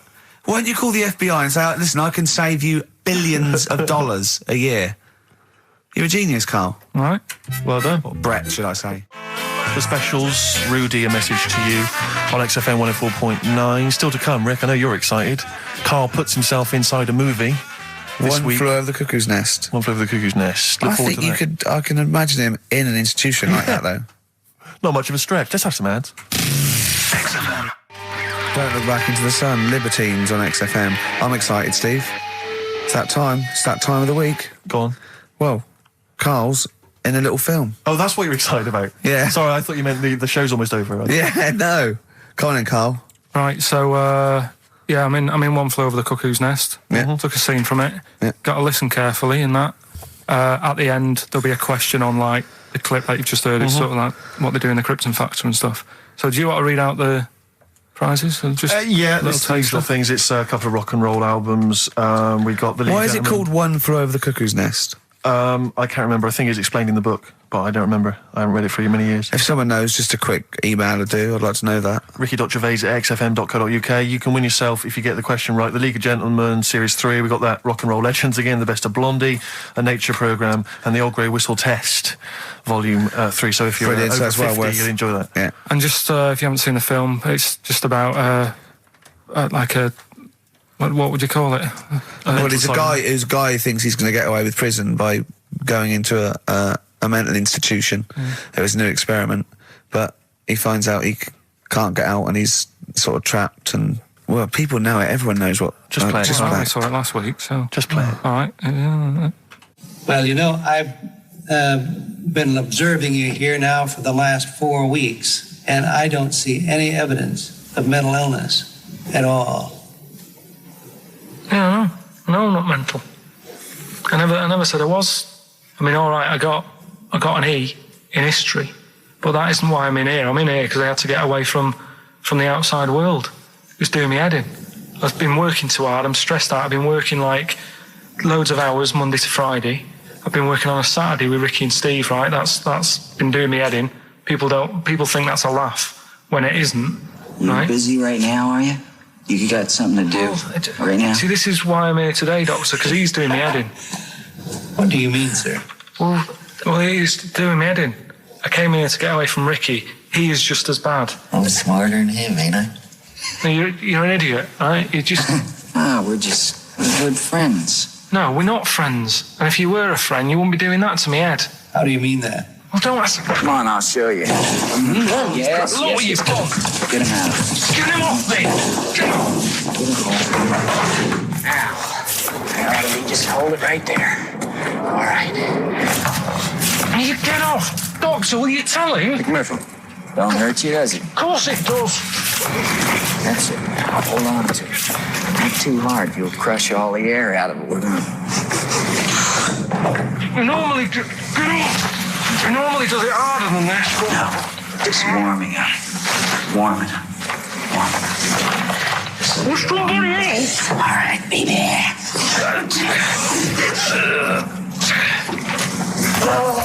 Get off!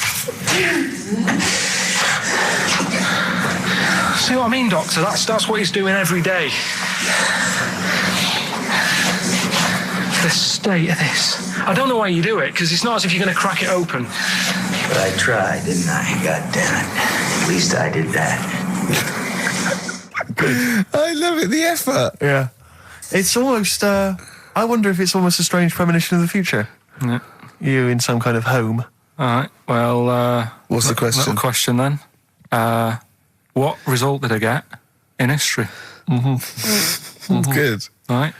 Yeah, well, tricky one that. ricky.gervais@xfm.co.uk. I'll text. Will we take text? I can't really bother to check the texts. All right, then. Here you know. Thanks for that, Rick. Sneezy. Yeah. All right, I'll play... Prinice Brothers, yeah, it's a lovely tune from their album, what's it called? Yours, Mine and Ours. Blinded by the Stars. Blinded by the Stars from the Prinice Brothers. We've a couple of texts. I do occasionally have a look at them. Go on. We've had one here complaining. It doesn't say who it's from. It just says, wow, really clever homophobic material. Genius. Switching off, idiots. Oh, I don't know what they mean. It was not clever homophobic material. It was just homophobic. Well, what do they mean, though? But how is it homophobic? We weren't being anti-gay. We were saying we don't understand the gay world. And anything that's... We were querying and questioning it. Yeah, and Carl, see, this is what I mean. Carl gets us into trouble. I can't go through Chinatown anymore. It's not really a town, though, is it? It's not really a town. It's more a novelty street. Novelty street with restaurants. Yeah. But I can't, and when we sort of like talk, we get tarred with the same brush as him because the man's an idiot. Yeah. But we often say that. We are not homophobic. I don't think Carl's homophobic. He's confused. He's interested. He's got nothing against Chinese people. He's got a little theory that they don't age well. And these are the sort of things that come across, I mean... They're not meant to be homophobic and racist. They're showing that Carl, I don't know the PC term for this, is a bit mental. Yes. And, I think we're doing our bit by letting him on the air. On the air as well. Like that complaint he got about that woman on, what's it called? Who are you looking at? Yeah. Because he said about, I don't even want to repeat it, but he said something, Yeah, but I never meant to upset anyone with that. No, I know you didn't. No, I know you didn't. No, but I mean, it's on the website now, and to be fair, she does say it was Carl that said it, and we were the idiot presenters that let him on air. But it's like Carl is bad for our reputation. Yes. Do you know what I mean? It's funny to be in a room with him, but then I want to sort of shake it off. Yeah. And I don't know what to do about it. Guilty by association. I know. What have you got to say for yourself, Carl, for some of the stuff you come out with? What have you got to say? I mean, I know the answer. It's absolutely from the heart and genuine... ignorance. and confusion and interest. You haven't got a malicious bone in your body. Well... Towards me, yes, but yeah, other people. But again, he's just honest with you. He says... don't repeat what he says. No, don't repeat it, just leave it. But it's not as bad as some other things. But he says, remember you just say that when you first met him, he looked a bit hard, but you got used to it. Yeah. No, that's from the heart. That's like him sort of like being honest and nice, but he doesn't know what that... And we can take it, of course. Well... What have you got to say for yourself? I haven't got anything to say, really. I mean, there's been other weird stuff going on in the week and that. Go on. No, I might as well talk about it next week, because we're wrapping up. All I'm saying is I talk about what's gone on. Yeah. Have we got monkey news? Have we left monkey news behind? Monkey news, come on! What happened? You can't offend monkeys. I'll tell you what is annoying. What? Steve's told me about a film that is about a monkey going off with a woman. The Charlotte Rampling thing where she... It's a film called Max Mon Amour. Yeah, she has an affair with a monkey. Go on. Yeah. Oh, what happened? You wouldn't like it. We can't go into You it. wouldn't like it. You wouldn't like it. It's not like... It's weird and you wouldn't... Carl, it's not like a nature programme where he wears a bowler hat and can talk. Okay? The nature programmes that you seem to see. Yes, I'm trying to think. I haven't seen that one. No. Yeah. Come on. Do monkey news. Well, monkey news this week. Play the jingle. Oh, chimpanzee, that monkey news, you Right, it's about this monkey that was knocking about in the 1950s. Right. It was known in the sort of LA area, right? And apparently, again, I haven't really checked all this out. I've just picked up bits that look interesting. Yeah. Wore a golden mask and like a cape and a leopard skin belt and stuff, right? So people didn't know that he was a monkey. Of course they didn't know, yeah. They thought it was this bloke who's going around and he was helping out crime situations and stuff. Right, you're an idiot. So this disguise that you see a 3'6" bloke with arms the length of his body. No, but that's the funny thing, right? They sort of thought, it's a bit odd, he's stocky, yet extremely flexible. Yeah, and hairy, because he only wore a white mask and a belt. And a distinctive jawline and stuff. And then, apparently, like, he used to sort of get to his... Nothing we say gets through, does it? You've decided you can picture this monkey going around solving crimes, and it's... telling you. Let him finish the story. Time's running out. So it sort of get to its crime by, like, swinging from the trees and stuff. Of course it would, yeah. But people just thought it's a normal fella. Of course. Then what happened was... This is the bit that's going to annoy me, isn't it? He helped some fellas out, like, and for a reward, they were like, do you want some money? You've helped save our lives during a crime and stuff. Do you want some money and that? And he just went straight for the shopping bags, got a couple of bananas and apples, right? And as he was bent down, looking into the bag, getting the bananas and apples, they pulled his mask off, little monkey. So he wasn't allowed to work for the police anymore? It ended there. Sure. Weird, isn't it?